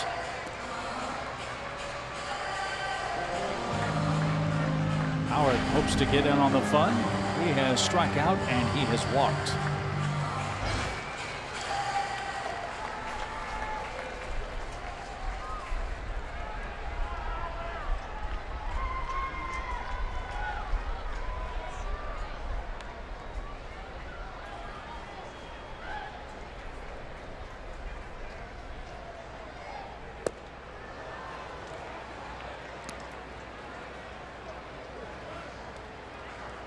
Good action on that fastball.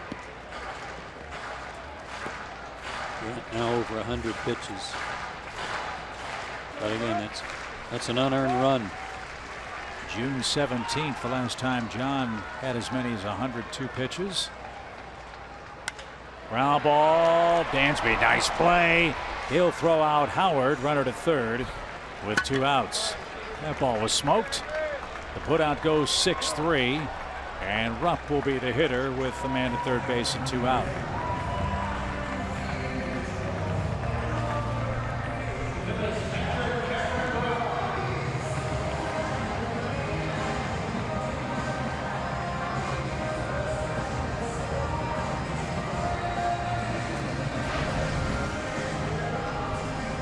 Still like your chances down 4-2. 5-2, it's a little dicier. See if they can get Rupp here with Franco 90 feet away. Rupp doubled home 2 in his last at bat.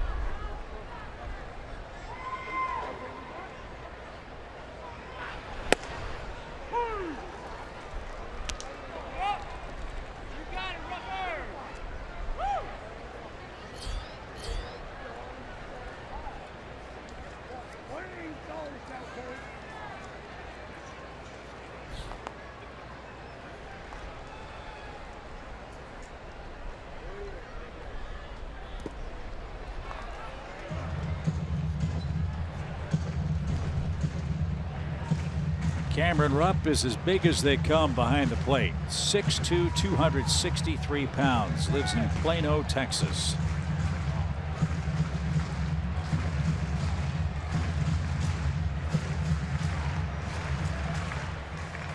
Likes the ball down and likes the ball out away from him.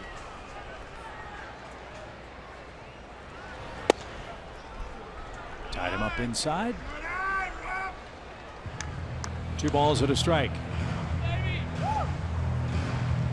Came into this game hitting .313 against the Braves this year with a homer and 5 RBIs, and he's already had a 2-run double tonight.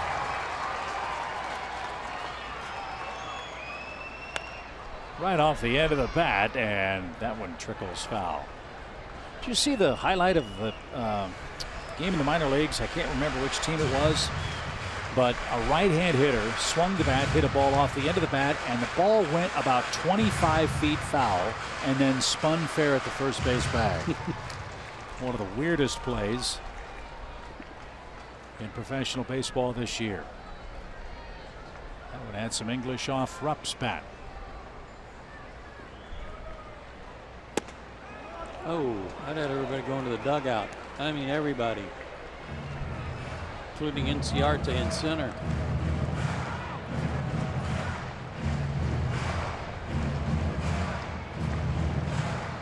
So a full count.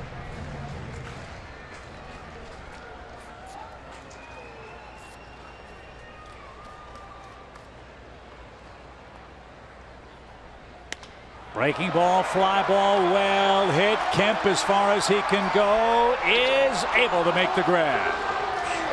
The park big enough to hold it, and Rupp just missed. The Phillies cash in an unearned run in the 5th. Their lead now 4-2.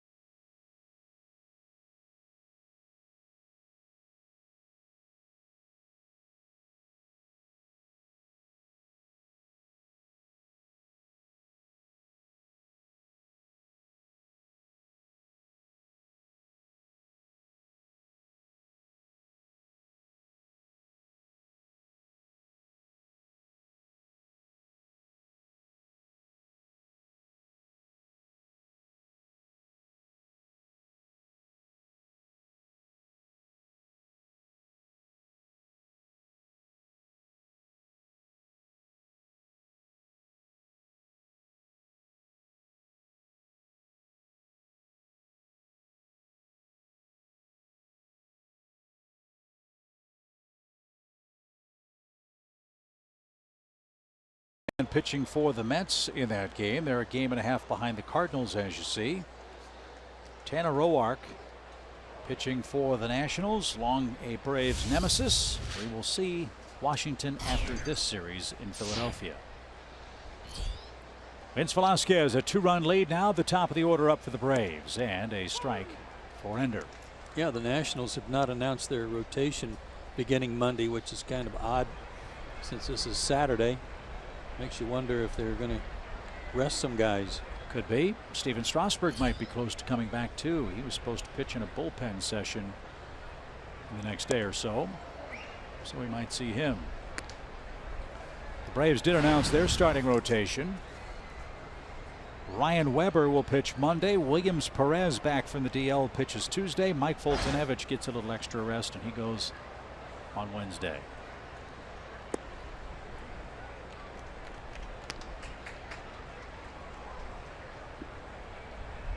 Only 68 pitches for Velasquez. Man, has he been efficient. There's a lot to like. This guy's got a terrific arm. 4 strikeouts. No walks. And a 2-2 count.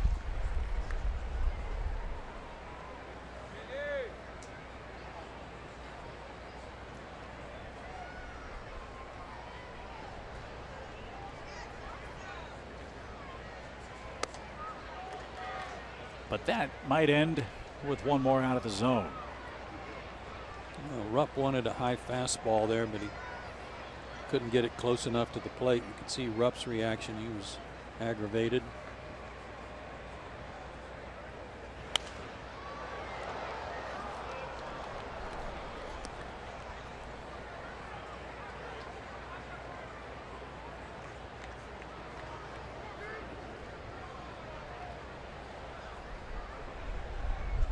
Right guys at the right time for the Braves, down 2 runs.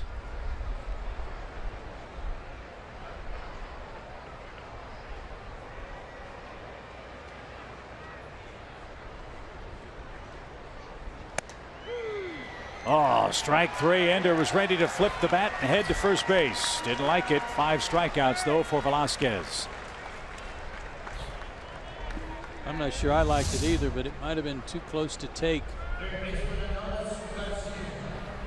Top of the zone. Again, it's that pitch that's like not a straight changeup. It's kind of a tumbling changeup that's 87, 88.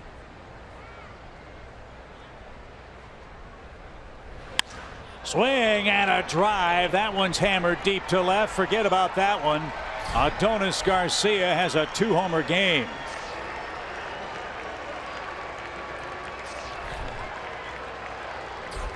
I believe the home run in the first inning was on the first pitch too, wasn't it?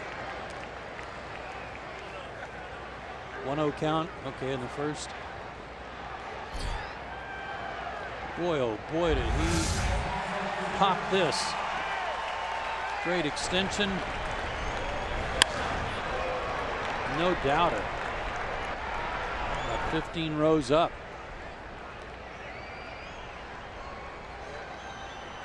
Second career 2-homer game. And I think that fan that tried to catch the foul ball lost her cell phone. Might have. Makes that 3-2 call mighty important. Oh yeah. Does it ever.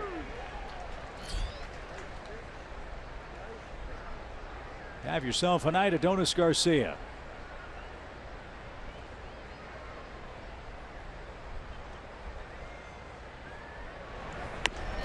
Popped up. That's left side and out of play. Well, that young lady was smart. She knew that ball was a missile, so she put up her cell phone to protect her hand. Mighty expensive protection.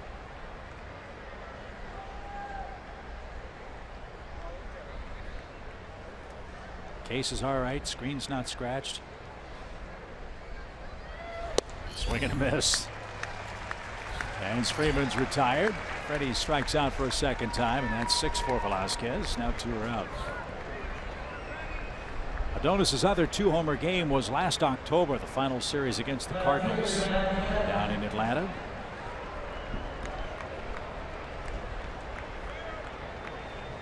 And here's Kemp. Matt has a double and a run.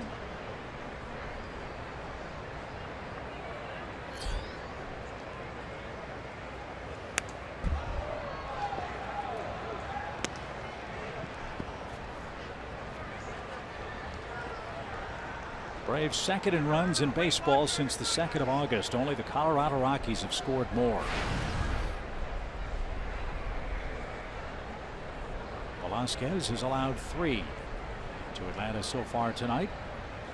And the pitch. A little low.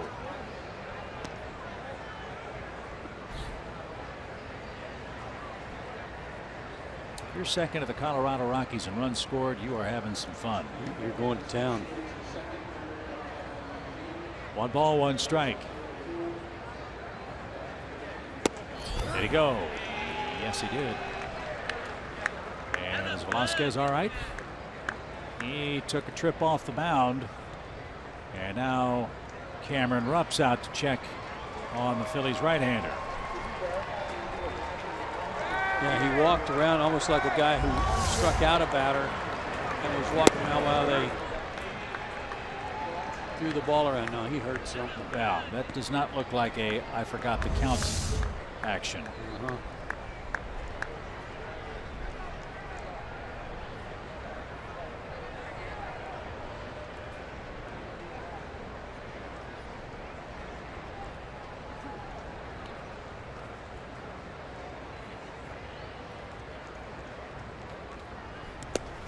And then overcooked that pitch. Now checks the slope of the mound.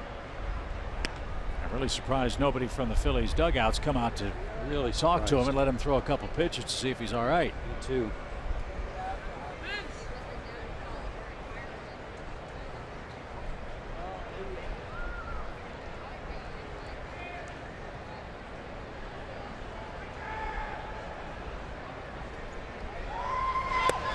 Swing and a miss. 7 strikeouts for Velasquez.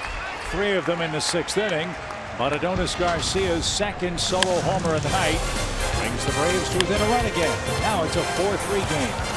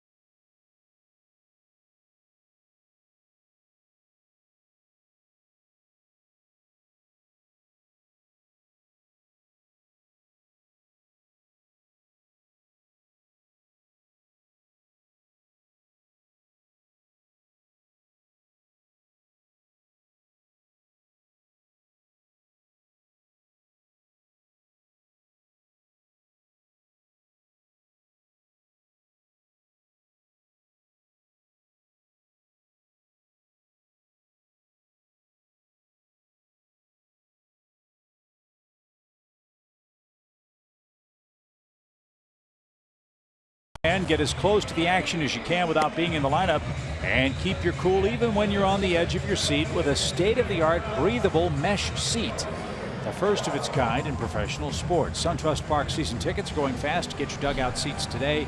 Get them online at Braves.com/dugout now. Brandon Kniff is on. It's his 6th appearance after John Gant gave the Braves an extra inning. An unearned run, the difference tonight, as Gant gives up 4 runs, 3 earned in 5 innings of work.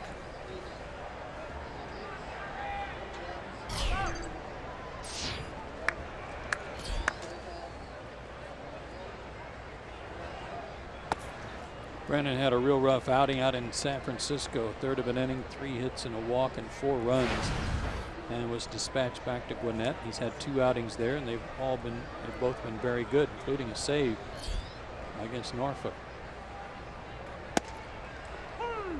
And let's be honest, as good as the Braves offense has been, and as well as the staff has pitched of late, this is still a Braves bullpen that has worked an awful lot dating back to the 1st of August.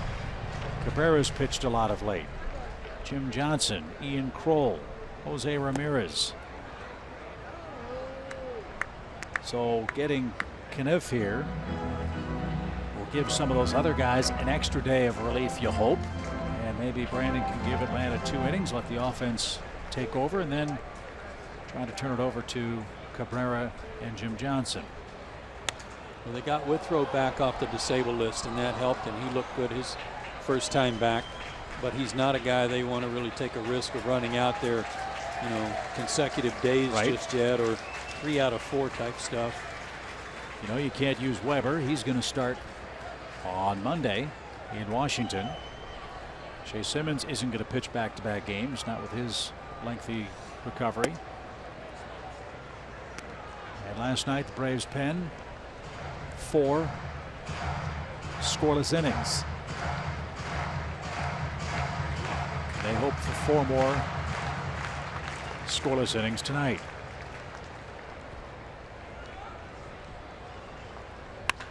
Drilled and foul.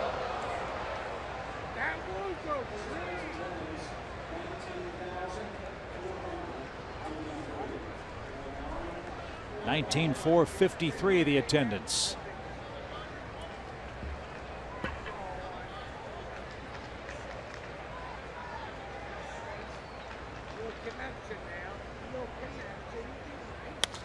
Popped up.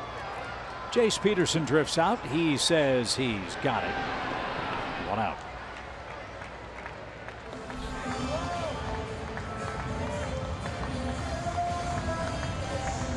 Here's Herrera. 0 for 2 tonight. No hits in his last 10 tries. Toronto's losing again tonight, 7-2 to Tampa Bay. Baltimore's winning 2-0 again over the Yankees. Cleveland 7-3 over Miami. Royals 3-1 over the Tigers. Boston, Oakland a little later. Angels and Seattle as well in the Pacific Northwest. There was a big rally last night by Detroit in Kansas City to win. And Baltimore shut the Yankees out last night, didn't they? 8-0. Yeah, so putting the clamps on the Yankee offense, it's been so good lately. And Texas clobbered Houston again. Baltimore got home runs from Trumbo, Alvarez, Machado, and Chris Davis last night. Have an amazing number for you. The Orioles have hit 213 home runs coming into play today. They've hit 117 homers at home. The Phillies have hit 135 homers all year. The Braves have hit 94 homers all year. Well, Trumbo's hit 41. Correct. Machado and Davis have hit 33 each.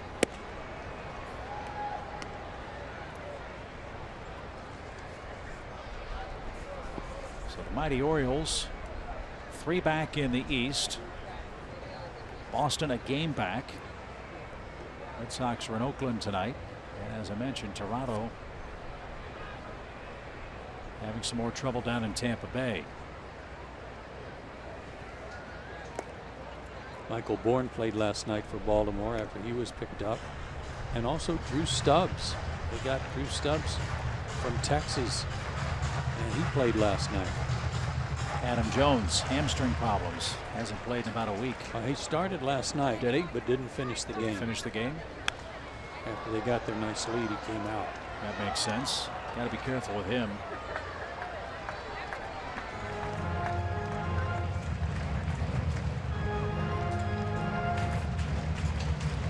Three balls, 2 strikes here for Odubel Herrera. Brandon Kniff in his first inning of relief of John Gant.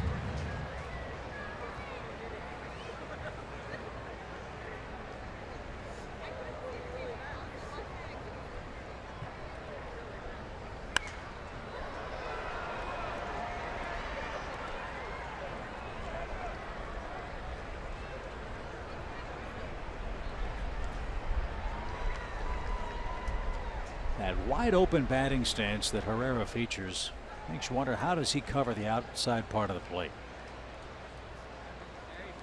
I know, especially when he's kind of on the instep. He's got all of his spikes pointing at the pitcher.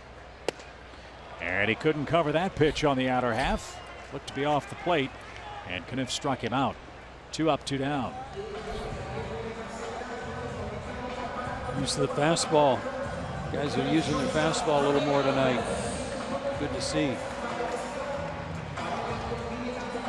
Kevin Gossman, 6 innings of shutout ball tonight again for Baltimore, 9 strikeouts. We saw him last year, and you came away very impressed, didn't you? Yeah, he's the real deal. Base is empty for Freddie Galvis, and he lines to first, and Kniff has a very happy return to the Braves. 3 up, 3 down, and we go to the 7th. 4-3 Phillies lead it in game 2.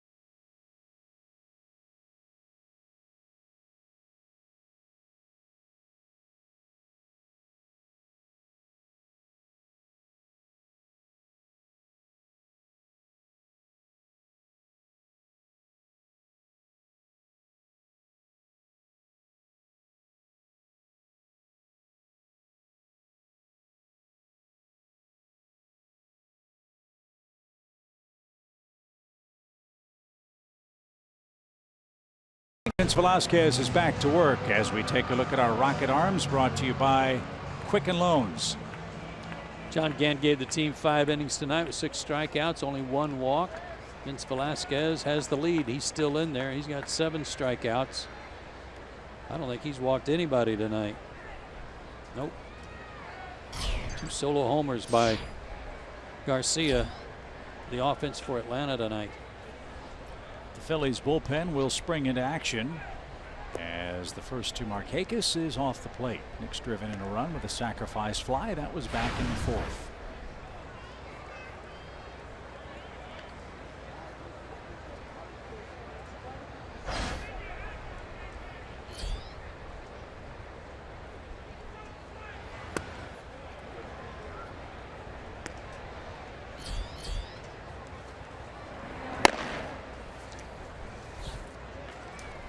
Dubre, Ramos loosening up.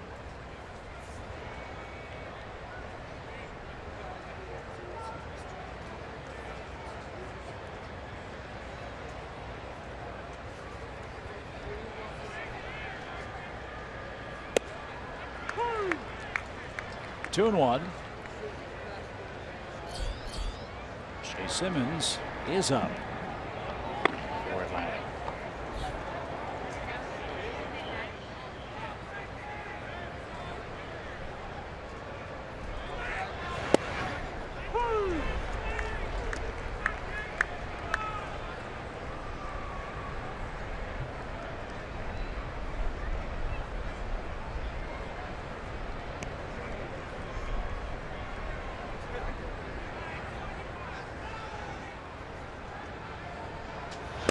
Swing and a miss, still throwing 95 miles an hour. Wow. His last 4 outs have been via the strikeout, and 3 in a row swinging. That's 8 in the game. I really thought when he gave up 3 fly ball outs to end the 5th inning, he was beginning to run out of steam. Not so.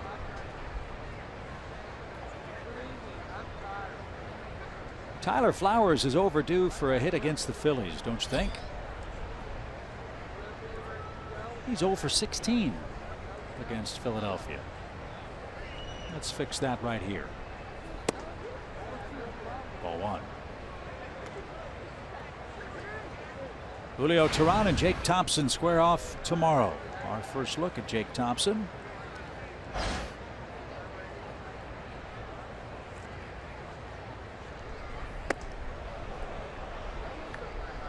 And that nearly hit Tyler Flowers.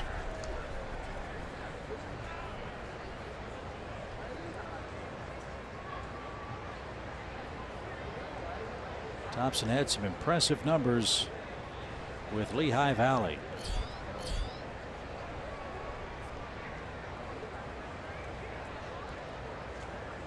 Still only 88 pitches for Velasquez here in the 7th.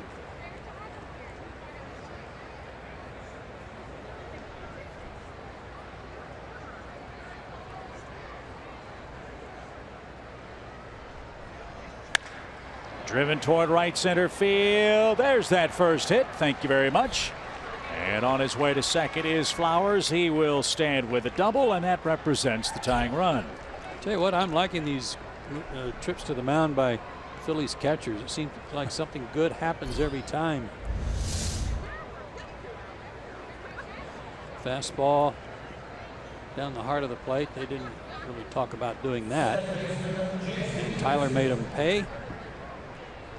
Tying run at second with 1 out.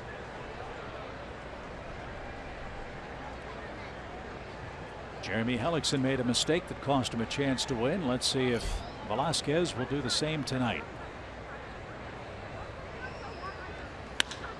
First pitch, fly ball center. Odubel Herrera is chased back and makes the grab. 2 out. Braves are 0 for 3 tonight with runners in scoring position. Velasquez has given up 2 solo home runs. Last night the Braves had a lot more chances. They were 6 for 12. And now it's Dansby Swanson, the 8th place hitter.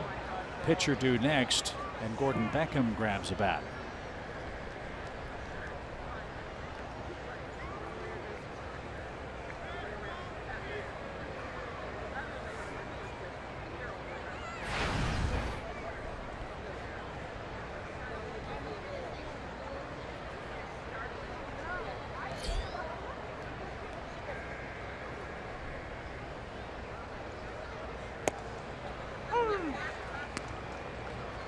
Braves only have 1 left-handed pinch hitter on the bench, and that's A.J. Pierzynski.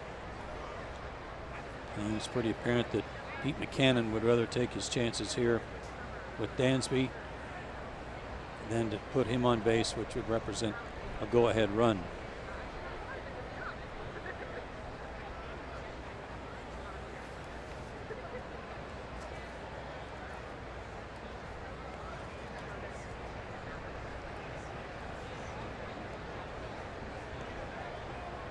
No balls at a strike.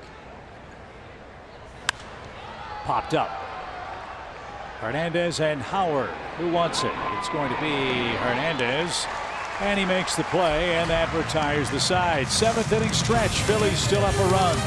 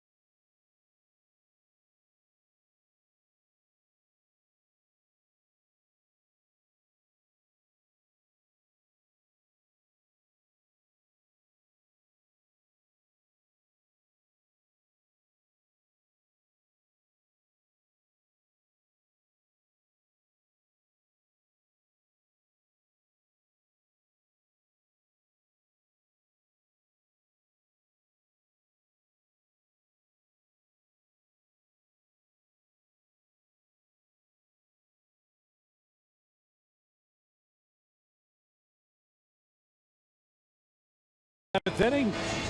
And time for our key plays tonight. Let's start with the 5th inning. Well, that was the boot by Swanson, the stolen base by Altair. Then a wild pitch, got him to third, which Franco really didn't need as he ripped a double off the wall. And that scored Altair, and that's the difference in the ballgame right now. So the bad news is the Braves trail by a run. The good news is Shea Simmons is going to try to work back-to-back games. And Vince Velasquez is going to be taken down. Jimmy Paredes will come on and pinch hit as the Phillies go to work.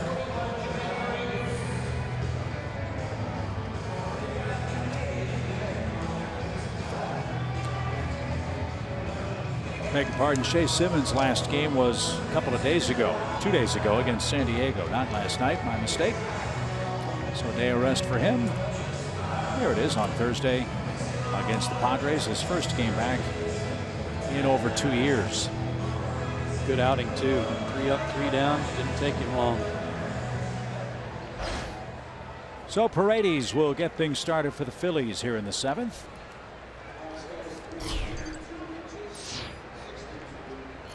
.92 pitches for Velasquez, 62 strikes over 7 innings of 3-run ball.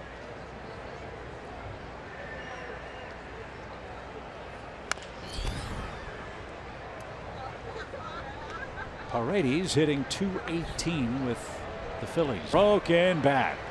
Peterson at second. 1 out.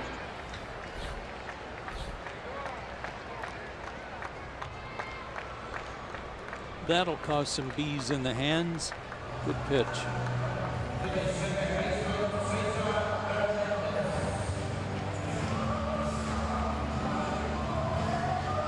Cesar Hernandez hit a 3rd inning home run.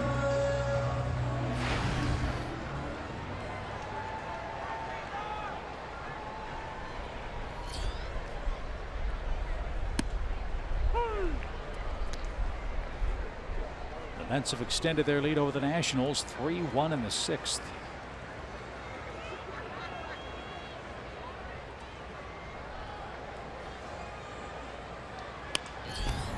Cardinals got clobbered by the Reds 9-1 today. Giants beat the Cubs in Chicago 3-2.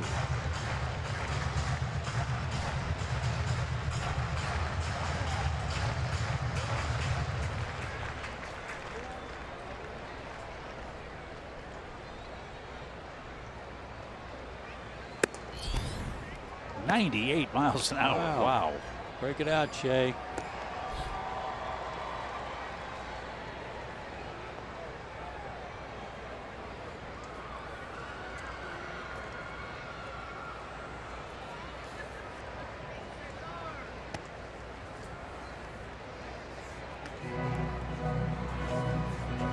Shea thought that was a pretty good pitch, and it was close.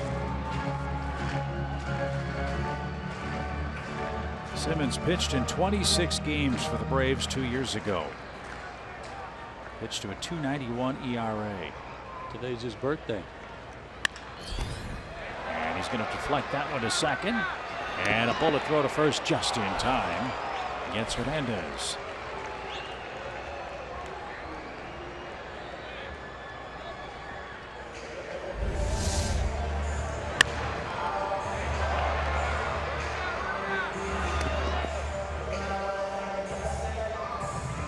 Adjustment there by Jace to get that and get rid of it quickly. Yeah, Shea is 26 today. Born in Cape Girardeau, Missouri. 2 up, 2 down. Here's Aaron Altair. He's reached twice. He's been hit by a pitch, and he's reached on the error at shortstop. And he scored 2 of the Phillies' 4 runs.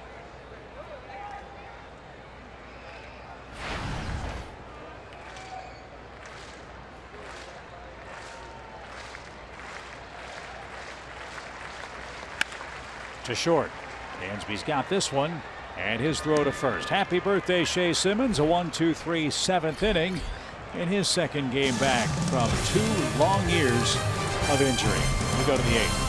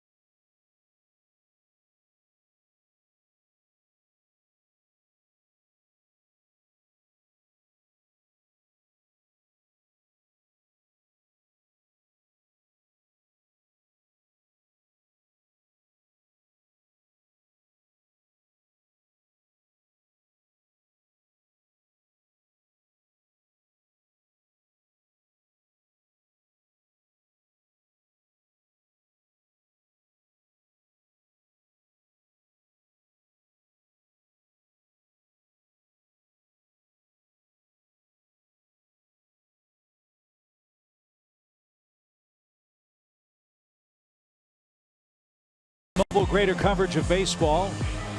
The Cubs won the Player and Pitcher of the Month awards in the National League with Chris Bryant and Kyle Hendricks. Trey Turner, you know all about him. What a player. Gary Sanchez has broken in a big way with the Yankees, and the Cleveland Indians strengthen their club. That excellent starting staff. Yeah, Corey Kluber's beginning to step up like he did when he won the Cy Young a couple of years ago. This is Hector Neris. He'll work the 8th. If they still have the lead going to the 9th, you wonder if they'll use Jeanmar Gomez after the problems he had last night.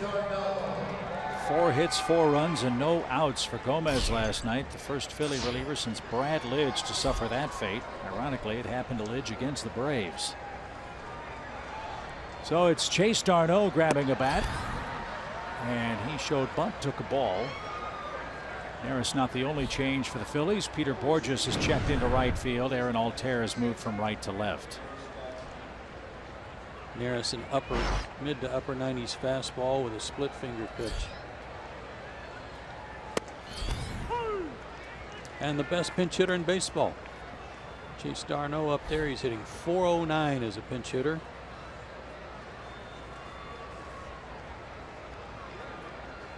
Nine for 22. There's the split.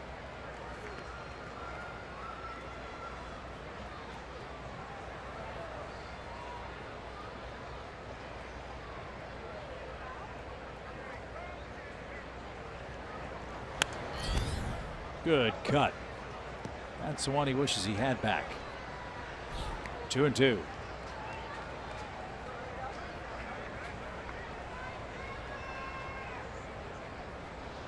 That's what's so tough about pinch hitting, is going up there against these late inning relievers and being on time, trying to be quick enough to 95 or better.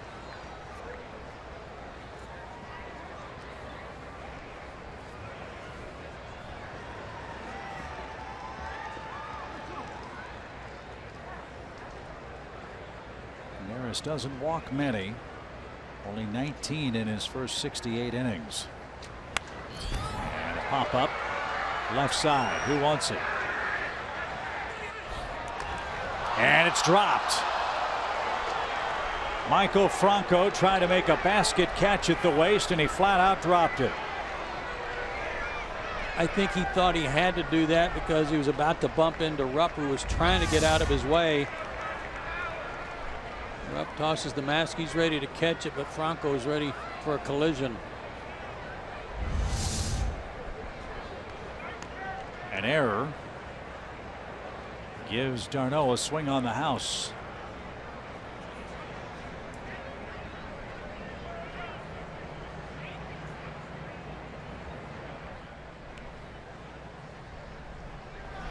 And a leadoff walk. Thank you very much. So the dropped pop-up puts a fast man at first base, representing the tying run. And guess who's coming up? The 1, 2, 3, and 4 hitters for the Braves. First walk of the night, huh? Yep, none for Velasquez. And here's Ender. He'll try to keep his 13-game hitting streak alive here. Ender has struck out twice. He's bounced into a fielder's choice in his other time.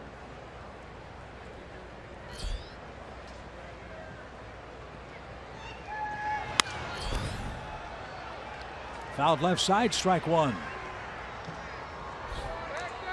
Braves led 1-0 after the second batter of the game. Adonis Garcia hit a solo home run. Phillies scored 3 times with 2 outs in their half of the third inning. And Cameron Rupp, bases loaded double.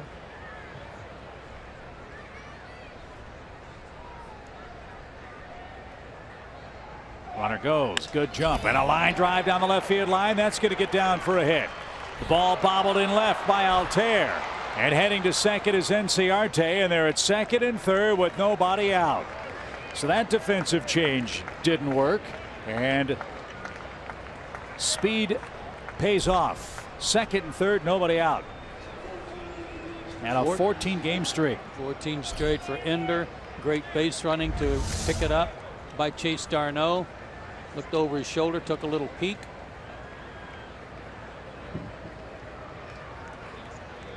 Arnaud was already going to make third, but the bobble allowed Ender to go to second.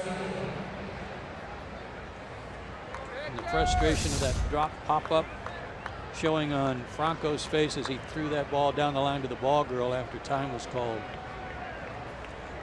Boy, and Rupp's reaction after Ender hit that pitch was priceless too. He was extremely frustrated. He had a hand in the dropped pop-up as well. Got a little crowded by the Braves on deck circle. So Atlanta looking for its first hit with runners in scoring position tonight. And they've got Adonis Garcia up there with a 2-homer game already in his back pocket.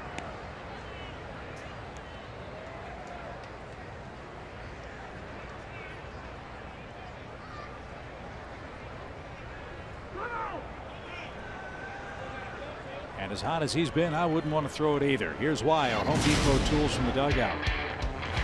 First inning, 1-0 pitch. He hit it deep into the right field seats, bounced into their bullpen. Then on the first pitch of the 6th inning that he saw, deep into the left field seats, took out a cell phone. His 12th and 13th homers of the year hit tonight. You know, in the old days when a major league hitter would hit a home run, they'd say he dialed 9.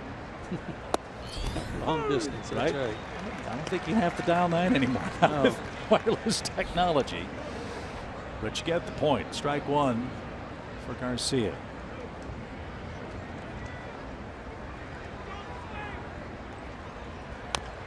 A cue shot toward first. That's going to get the tying run home, and Howard steps on the bag. So the Braves cash in the gift run. And now the go-ahead run's 90 feet away with one out. Garcia puts it in play, and he's got a 3 RBI night. Didn't do too much with it, just enough to get the runner in and another runner over.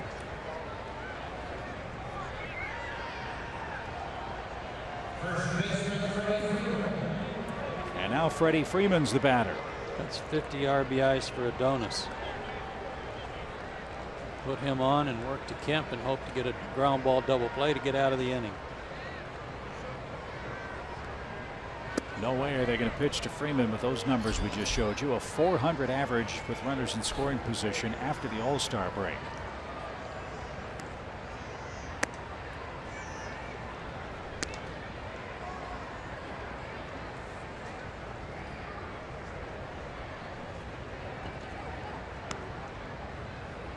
So the Phillies trying to gift wrap this one for the Braves, who have tied it at 4 apiece.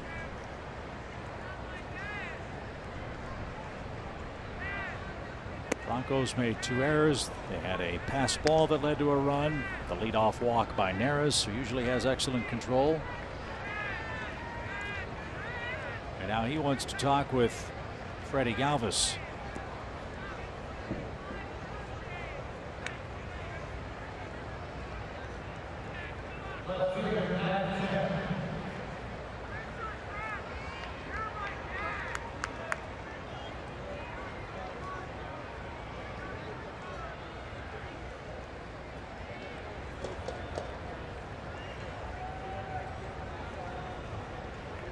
Kemp has doubled and scored tonight.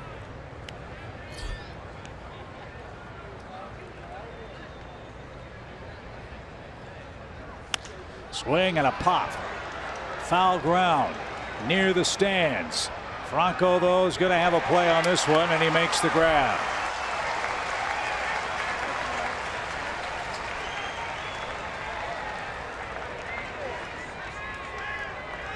So the Braves are 0 for 6 with runners in scoring position. 2 outs, 2 on, 1 in for Markakis. This does not figure to be an easy sequence for Neris. Not the way Nick swings the bat with runners in scoring position.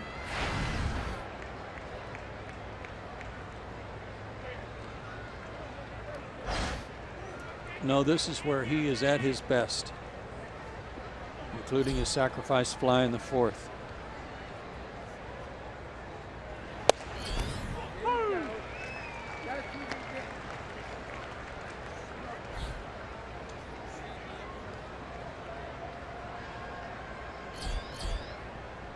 Jose Ramirez getting ready for the Phillies' 8th.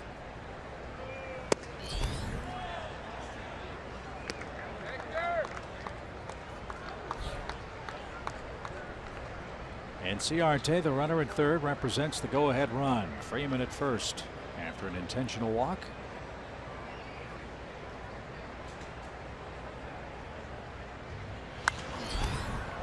That's popped out of play, and Nick's got a battle on his hands. 1 ball, 2 strikes.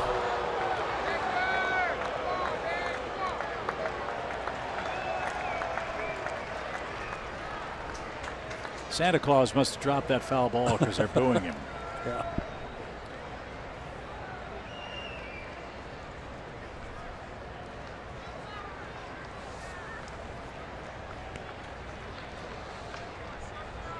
Pitch. Oh. What a stop.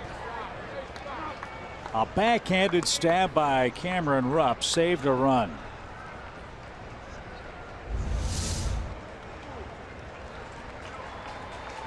What a play.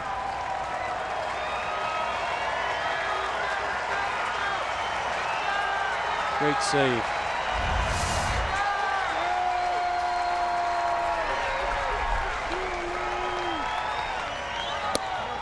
Strike 3 called inside corner.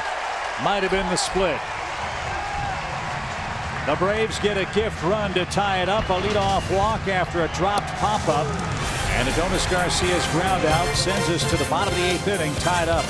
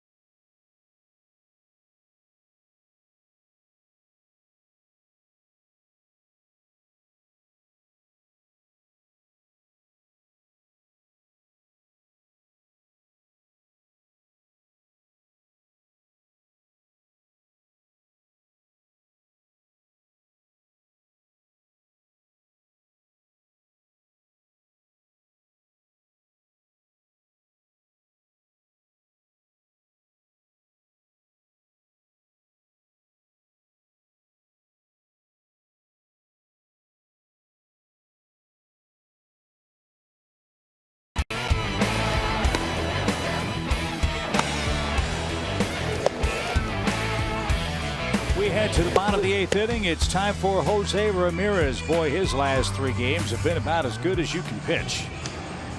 No hits, no runs, no walks, 5 strikeouts in those 3 innings of work, including last night, an inning with 0s and 1 strikeout.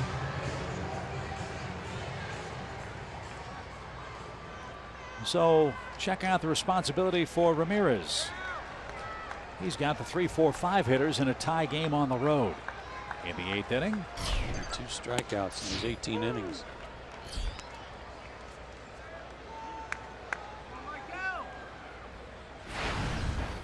You know, Franco's thinking about redemption. He's had a 3-for-3 night at the plate. Driven down the right field line. Did he get enough? No, it's high off the fence. And he's on his way to second, and he'll slide in safely with a leadoff double. A 4-for-4 game.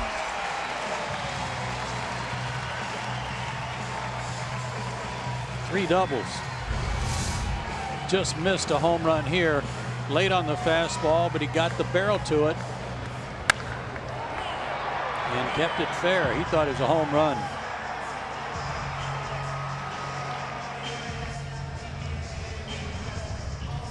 Just by about 3 feet.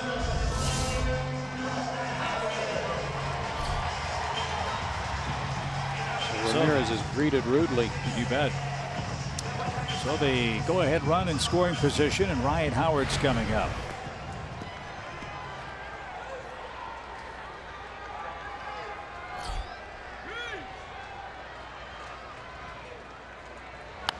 Check swing roller. There's a gift. 1 out.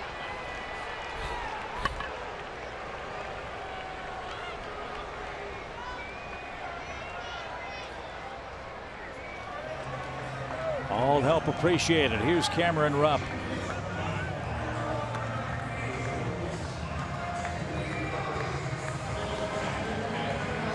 See if Ramirez can pitch around a leadoff double by Franco, who's tallied his second 4-hit game this year and his first multi-double game this year.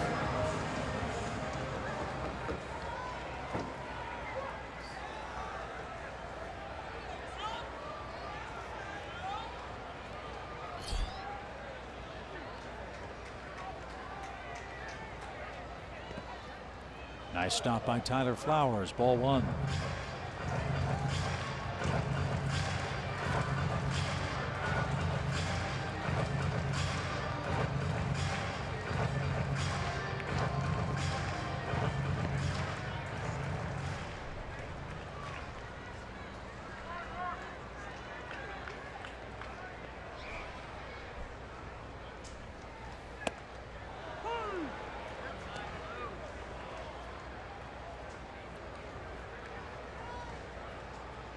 You gear up for 97 and you get 88.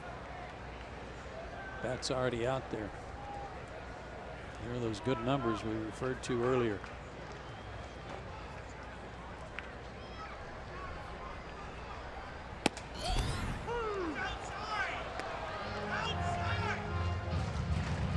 Braves have some kind of collection of power young arms in the back of their bullpen all of a sudden, don't they? Yeah. Ramirez, Cabrera, Shea Simmons, Jim Johnson's been in the mid-90s. Yeah, seeing Simmons throw 98 tonight was exciting. 1-2, and fouled away.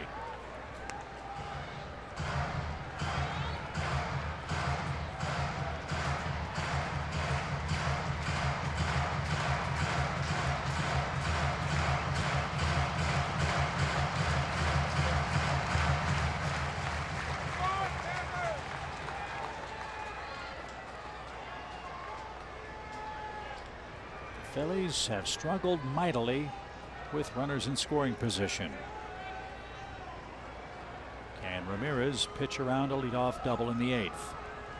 Trying to keep the ball away from Rupp with hard stuff. We haven't seen Chad Whitson behind the plate before.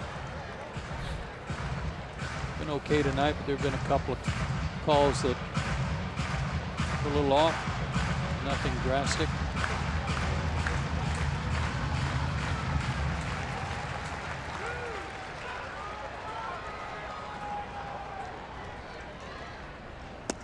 Really good. And that takes care of Rupp. First strikeout for Ramirez, 2 outs. 4-4 in the 8th. Braves Live presented by Xfinity comes up after game 2. Peter Borges is the batter.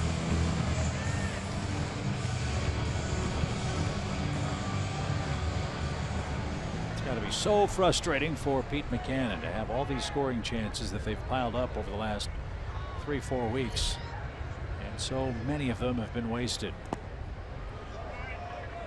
A leadoff double. Howard a check swing ground out. Rupp called out on strikes.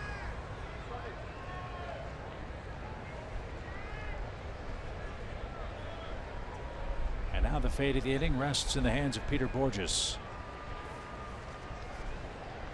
He was having a great run until he hurt his shoulder. When I saw the Phillies in July, he was their hottest hitter. Which is kind of a surprise in that I knew he could play good defense, run, pinch run, steal some bases. But last year was not a good year for him offensively. He had some trouble in St. Louis. High cheese, that's what that's called, folks, right there. High cheese. High queso.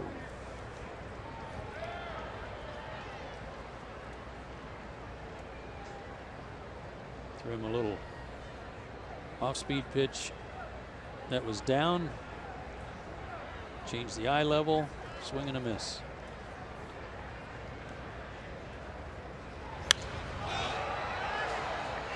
Bounce back into the seats, foul. Infield's got to knock down anything hit on the ground to them.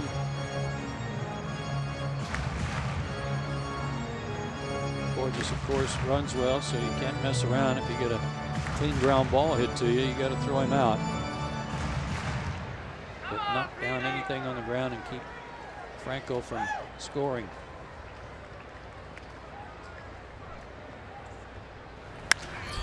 Fly ball, right center. Ender is there, and the Phillies got a leadoff double and blew a chance to take the lead. Good work by Ramirez. We head to the ninth.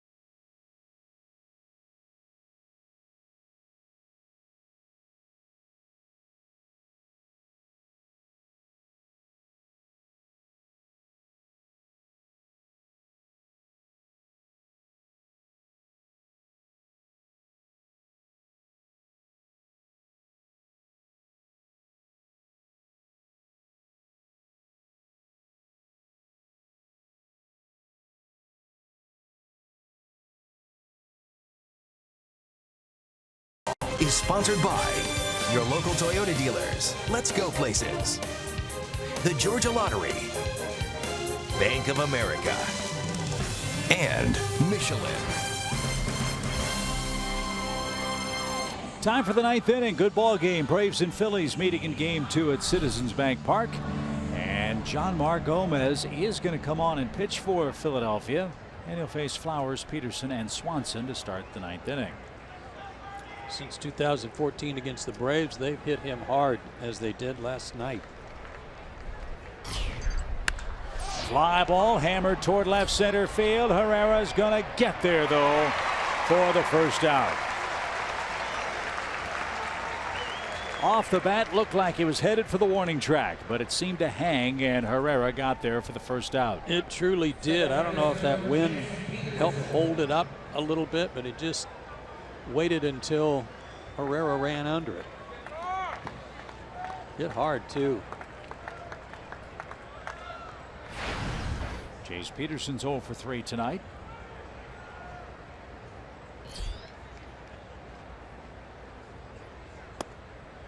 And a strike.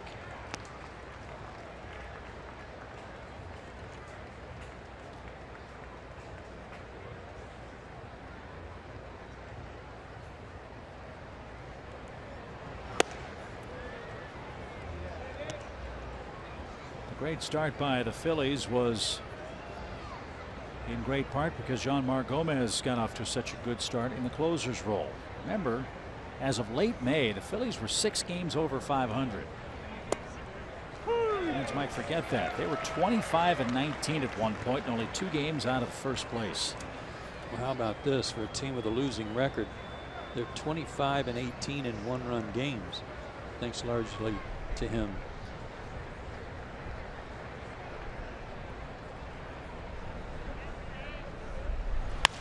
Ground ball. Galvis to his left. Tricky hop. Has to fire quickly, but not in time. Infield hit for Peterson. It's a way to get down the line. It wasn't hit hard, and Galvis was playing a little bit to his right, so he had to give ground on it towards center field to go get it, and that put too much distance between him and Ryan Howard. Let's see if Dansby can punch one through the right side here. He's 1 for 3.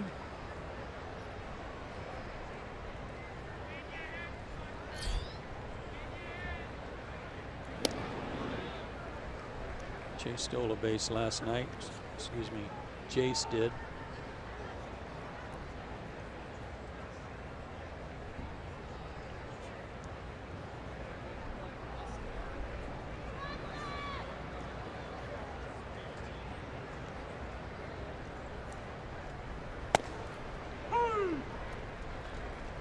Strike 1.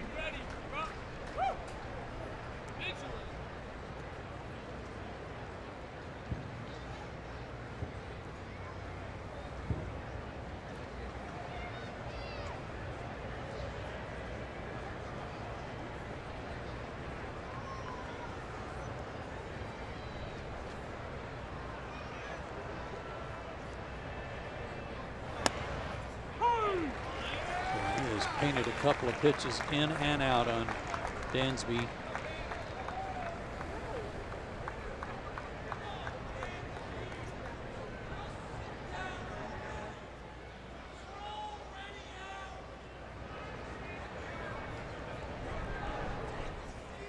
Oh, 2.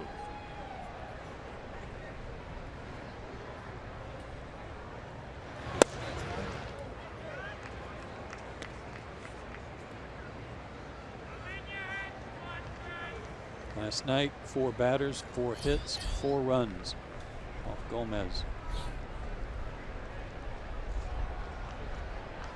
Low 90s fastball, changeup, slider once in a while.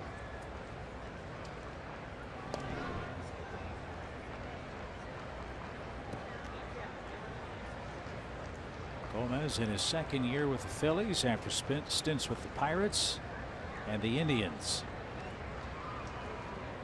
Cleveland, he was a starting pitcher most of the time.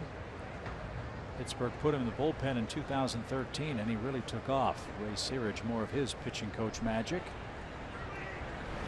And a ground ball right side. Cesar Hernandez, high throw, second base and out. Ooh, I'm going to look at that.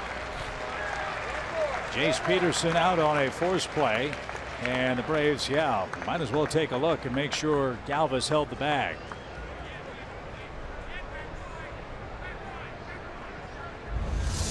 Did he?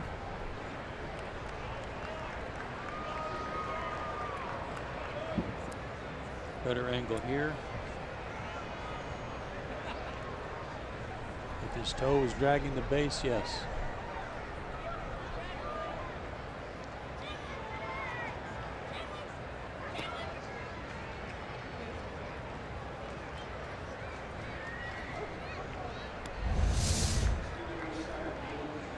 Gordon Beckham's going to pinch hit here in the 9th inning. No challenge by the Braves. One more look.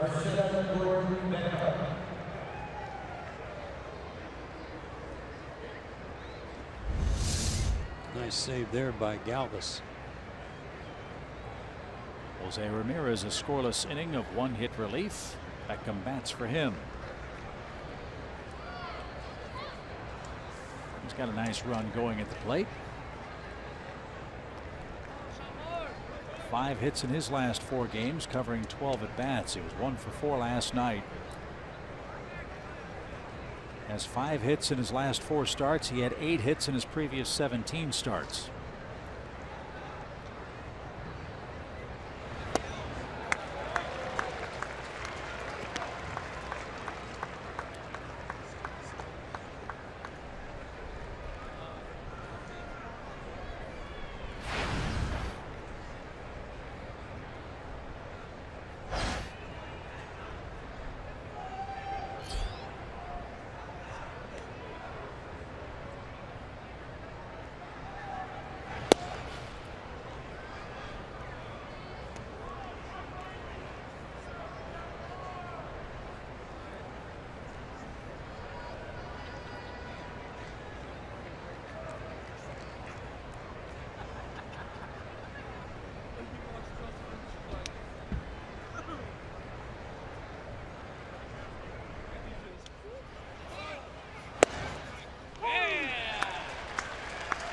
One ball, 2 strikes.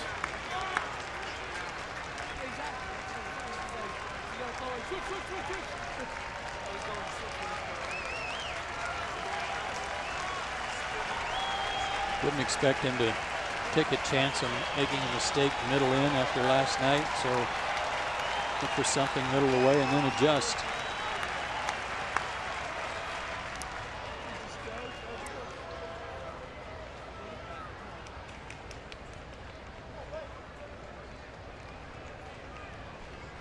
Neither Gant nor Velasquez will factor in tonight's decision. It's a battle of the bullpens.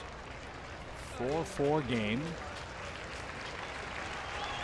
Swanson at first with 2 outs. And a 1-2 pitch for Gordon Beckham.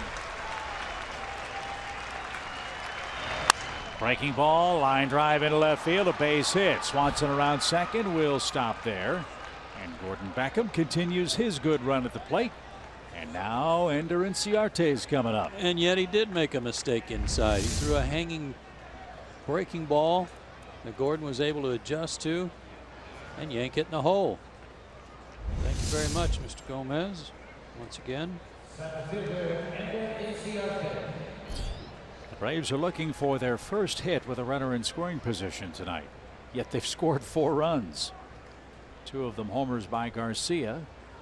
Ender Inciarte with an 8th inning double now has a 14-game hitting streak.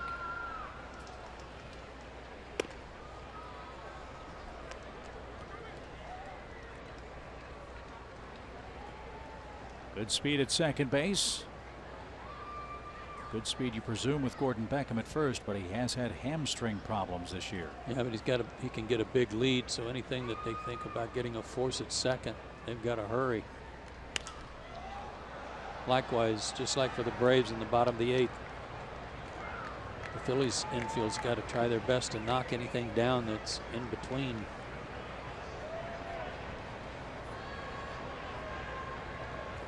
Right guys at the right time again.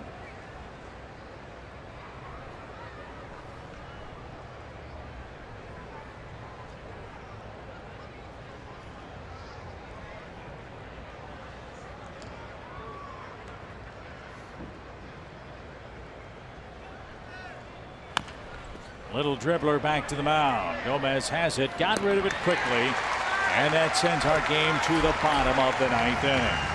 Nice rebound inning for Jean-Marc Gomez. He gives up a couple of hits, but no runs.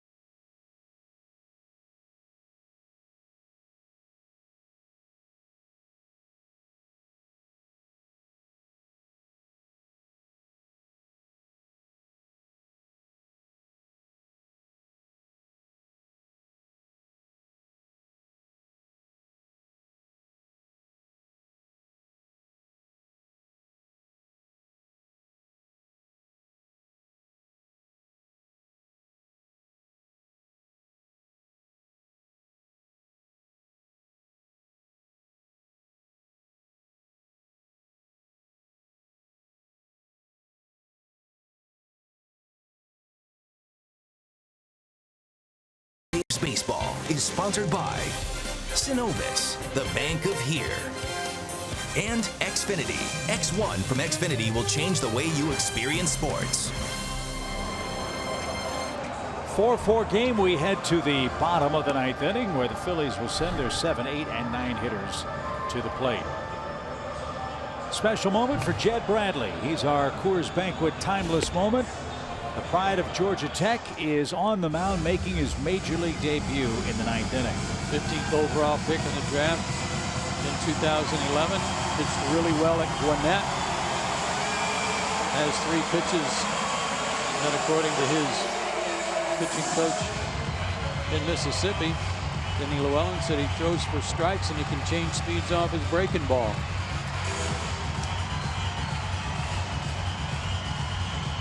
It's an exciting moment for him in a game that's on the line. Braves got him from Milwaukee on June 2nd for a player to be named later, or cash considerations. 6-3, 2.17 ERA with 88 strikeouts in 83 innings and 18 games with the Braves organization. And Tyler Goodell will greet him first.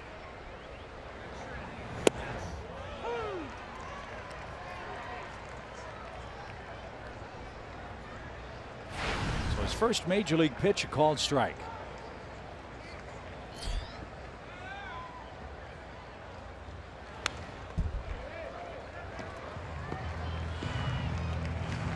Goodell hitting for Herrera.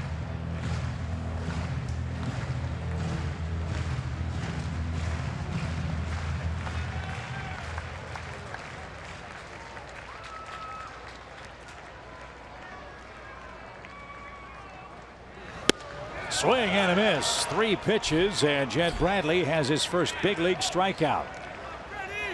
Well done, young man. That ball's going to be thrown around the horn, and now everybody on the top step of the Braves dugout saying, hey kid, throw that ball over here. That's got to go in the trophy case.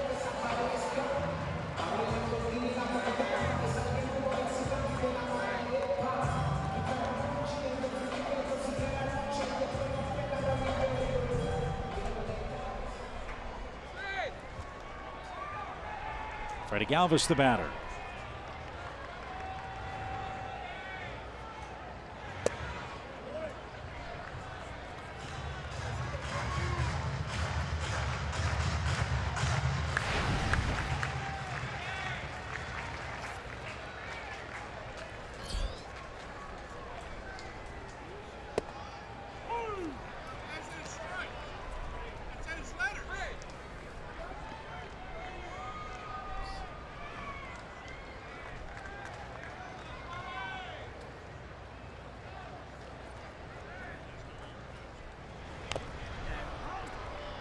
Galvis off stride, and Bradley's ahead 1-2. Off-speed breaking pitch. Might have been the white shoes that got him.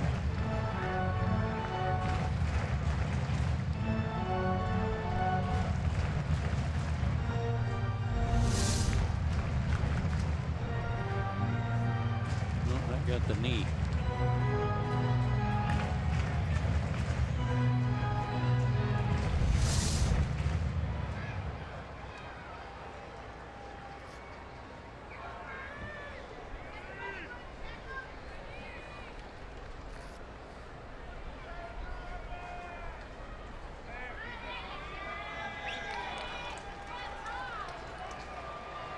Galvis needs some attention.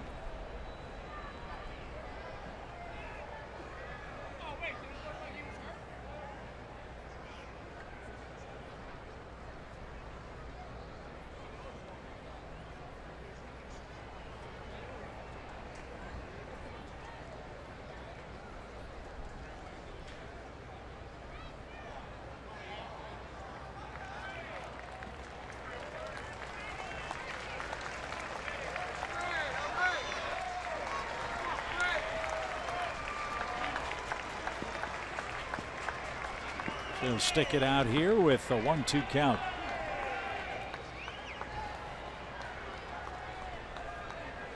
Go right back in there. Fly ball down the left field line. Did he keep it fair? He did not, thankfully. He was that close to sending the Phillies home on a walk-off homer. He's doing his best. And what would have been one of the great dekes in all-time big league history. He was doing his best to try to keep it fair, looking down the line.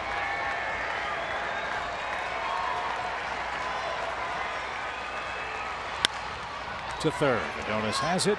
Galvis down the line in pretty good shape, but he's retired without number 2.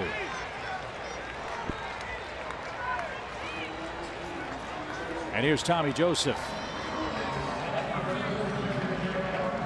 Joseph hits for Gomez. He's got home run power.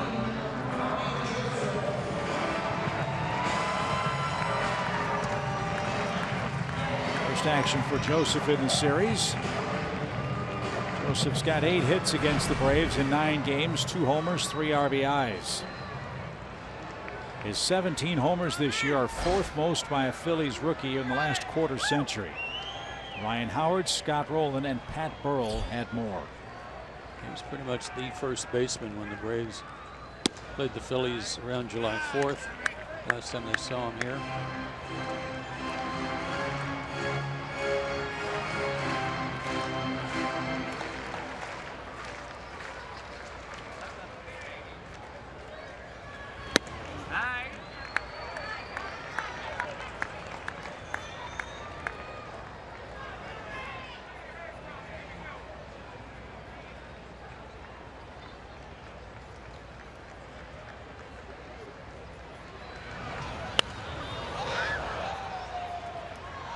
Two balls and a strike.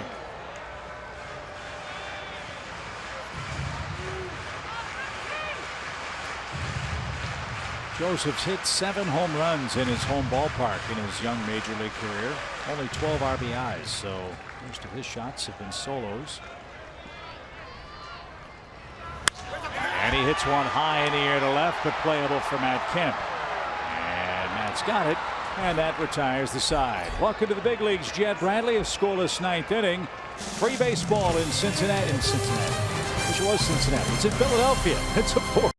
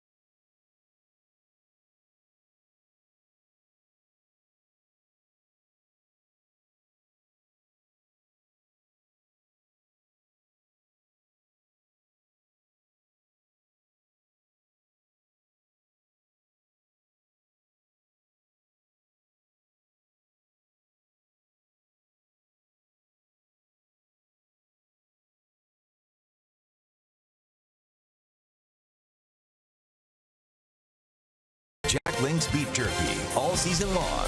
Jack Link's Beef Jerky. Feed your wild side. 10th inning in Philadelphia. Right guys coming up for the Braves in a 4-4 game. The 2, 3, and 4 hitters, Garcia, Freeman, and Kemp. Let's revisit the graphic we showed you at the start of our broadcast. This group since August 1st has been spectacular. This series, this is an updated number down at the bottom for these guys. This series, they're 14 for 34, 10 runs scored, 9 RBIs. Tonight, altogether, they have 2 more homers. They have 3 runs scored, and they have 3 RBIs between them. Most of that damaged by Adonis. Eduardo Ramos is the new Phillies pitcher.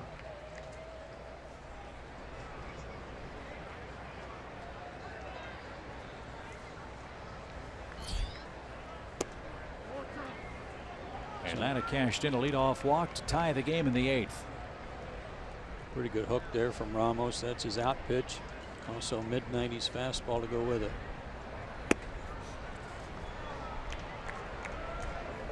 But he's missed badly outside with the first 3 pitches to Garcia. 3-0 the count. Always like those leadoff walks. How about you? I like them.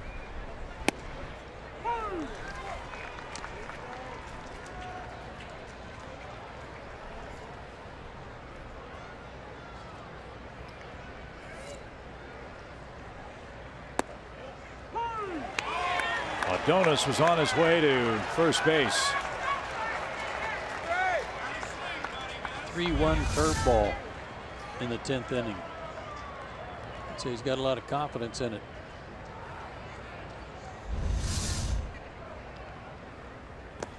There's the leadoff walk. Adonis takes a look just to make sure, and he'll stand at first base to start the 10th inning. Ramos is out of Caracas, Venezuela. Was originally signed by the Cardinals 6 years ago. The Phillies got him as a minor league free agent, and here he is. Just 23 years old. Here's Freeman.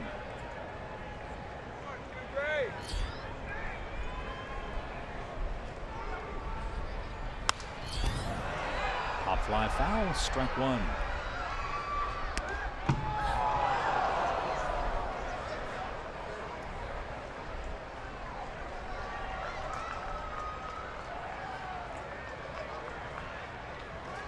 Braves fan came up with that pop fly, and if there was any trouble, he had a foam tomahawk ready to conk somebody on the head if there was a battle.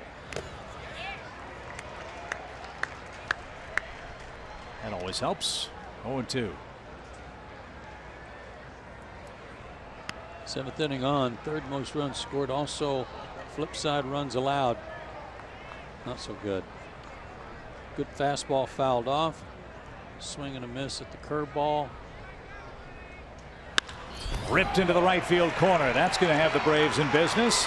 Adonis around second, on his way to third. Atlanta's got him at the corners and nobody out. Well, when I was talking to Freddie last night, I said all that stuff they're doing to you inside, if they don't throw it for strikes, there's no place for them to go for outs. 0-2. Look at the target. They won it upstairs. Even that he got on top of it. Look at the reaction from Rupp. It's like, what else can we do? That was just a waste pitch. And he leveled off on it and just ripped it. And by the way, when that ball was headed for the outfield, did you see what the velocity was? 97 that he turned on. That was high cheese too. Yes, it was. So Atlanta, hitless with runners in scoring position in the game tonight, has a great opportunity. 1st and 3rd, nobody out. Another fine stop by Rupp. Well, Matt would like to have that at bat back when he fouled out in the 8th inning. Went after the first pitch from Neris and wasn't able to get those guys in. That time laid off that breaking ball.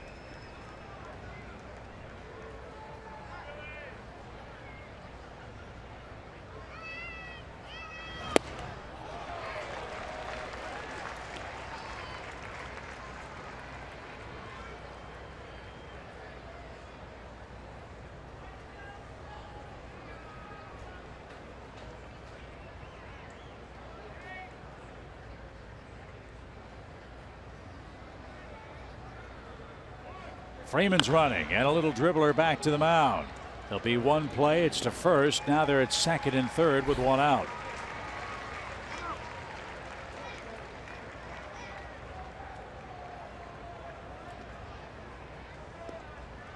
So will Markakis be pitched to, or will they walk him and set up a double play? I think I'd put him on and take my chances with the catcher's speed, getting a double play ball. And that appears to be what Pete McCannon's going to do. But as we showed you, it's not just been the top 4 hitters that have done damage for the Braves during this hot run. Tyler Flowers is involved in that.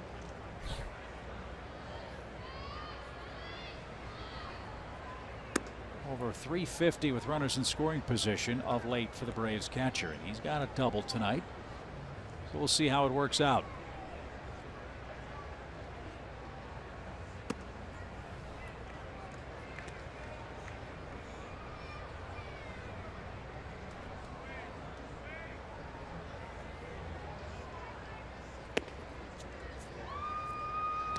So Tyler, the stage is yours.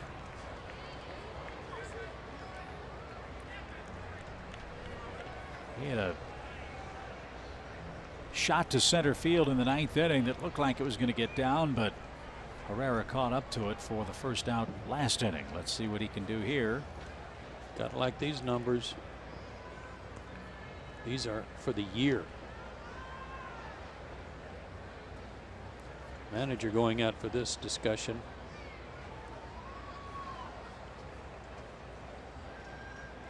Pete's a former infielder, so a lot of this will have to do, and he's talking to Hernandez about whether or not they're going to play in, or if they're going to play halfway, if they're going to play back, in an effort to get a double play and prevent that run from scoring.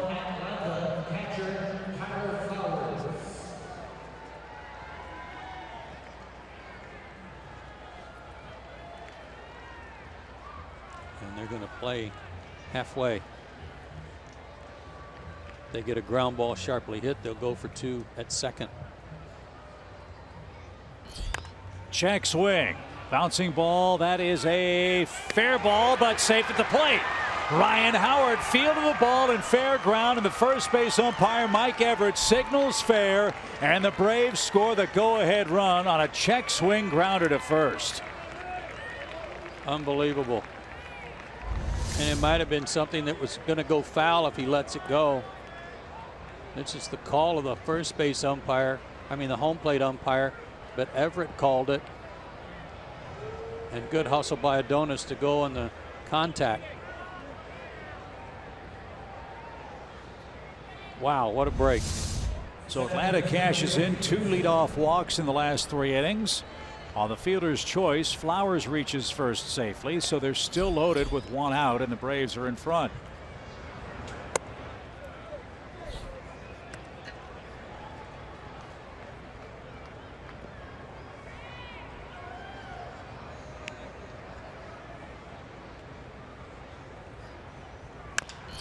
Another chance at first. Howard was shielded by the base runner. The flip to first in time for the out. Another run is in. How about the base running of Tyler Flowers there to make it tough on Ryan Howard?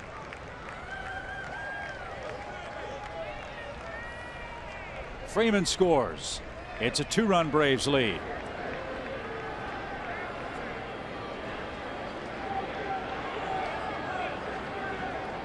And Pete Mackanin wants to see if there was any kind of interference play here.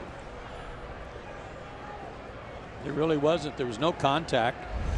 Tyler was just waiting to see what was going to happen with the baseball. If anything, he was trying to get in the way, but he avoided contact with him, and Mike Everett says the same.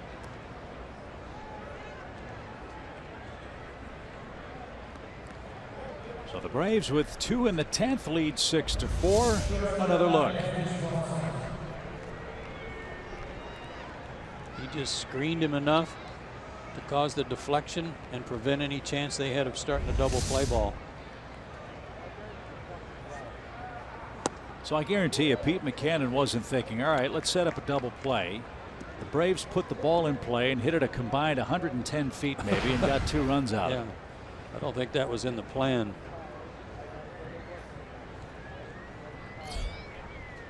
One ball, no strikes for Dansby. Let's see if he can bust it open here with a 2-out hit.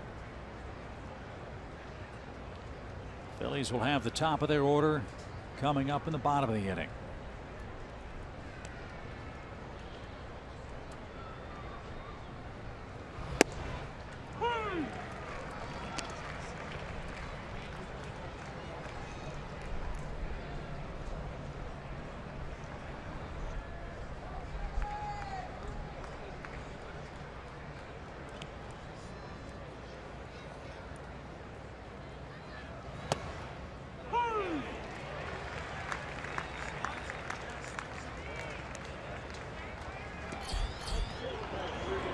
Mauricio Cabrera is up. Yeah, Jim Johnson's worked 3 nights in a row.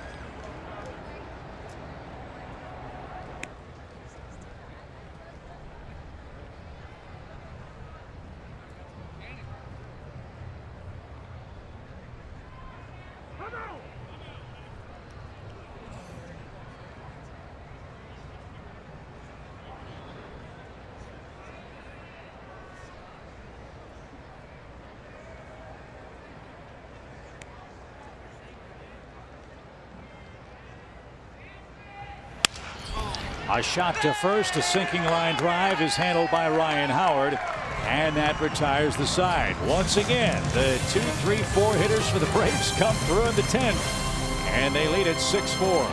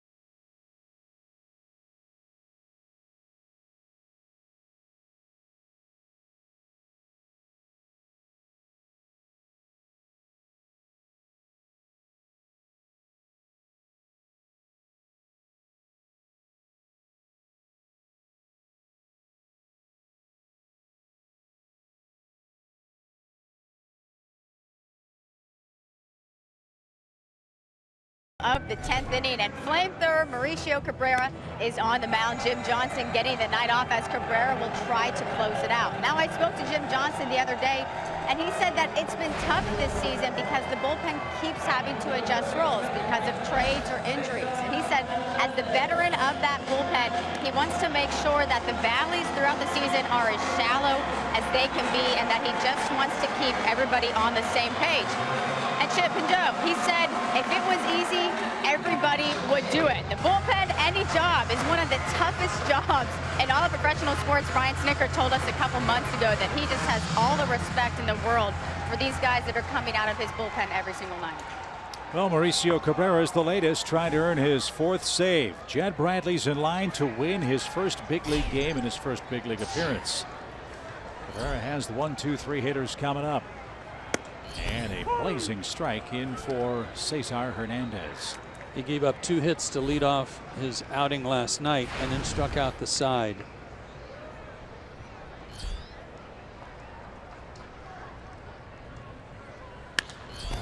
Popped up.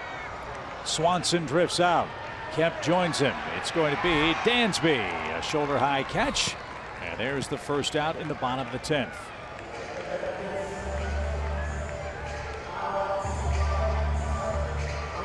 Handed an amazing note about the Braves offense tonight. When was the last time a team went 0 for 12 with runners in scoring position, scored 6 runs, and won the game? That's exactly what Atlanta has done tonight. With 2 more outs. Altair, the batter, he's scored twice without benefit of a hit. He's been hit by a pitch. He reached on an error, stole a base, and scored on a Franco double back in the 5th inning.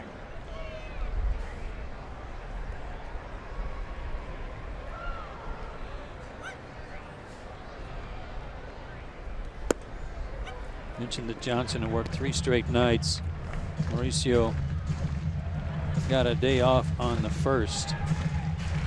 That last game against San Diego.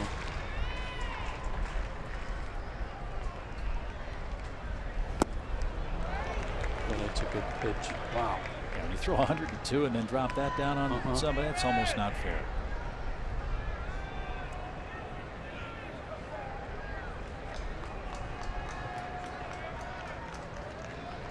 Well, how about the men who've pitched in the game for the Braves? Talk about bright futures. Gant, Caniff, Simmons, Ramirez, Bradley, and now Cabrera.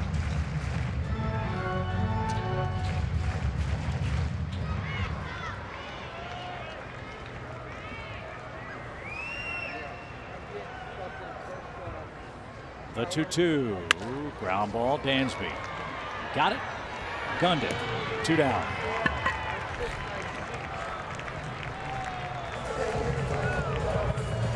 So one more out to get for the Braves to win the series outright. And their hottest hitter is up for the Phillies. Michael Franco.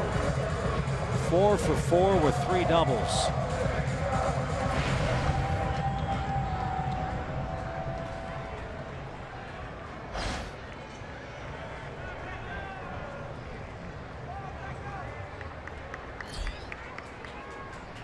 Big night, and he's one of the guys that had a hit last night off Cabrera.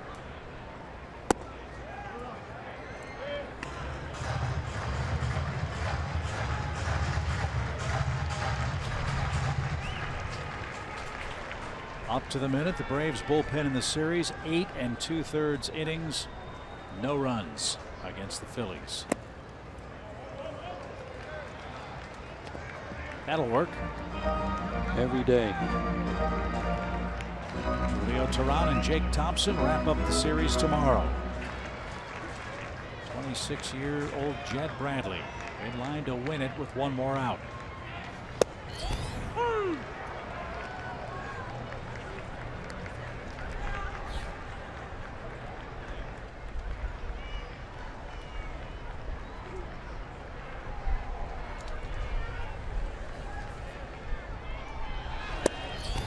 Away. Very late. Keep that ball down.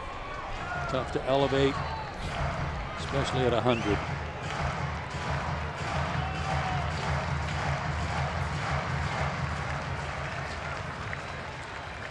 One more strike to get.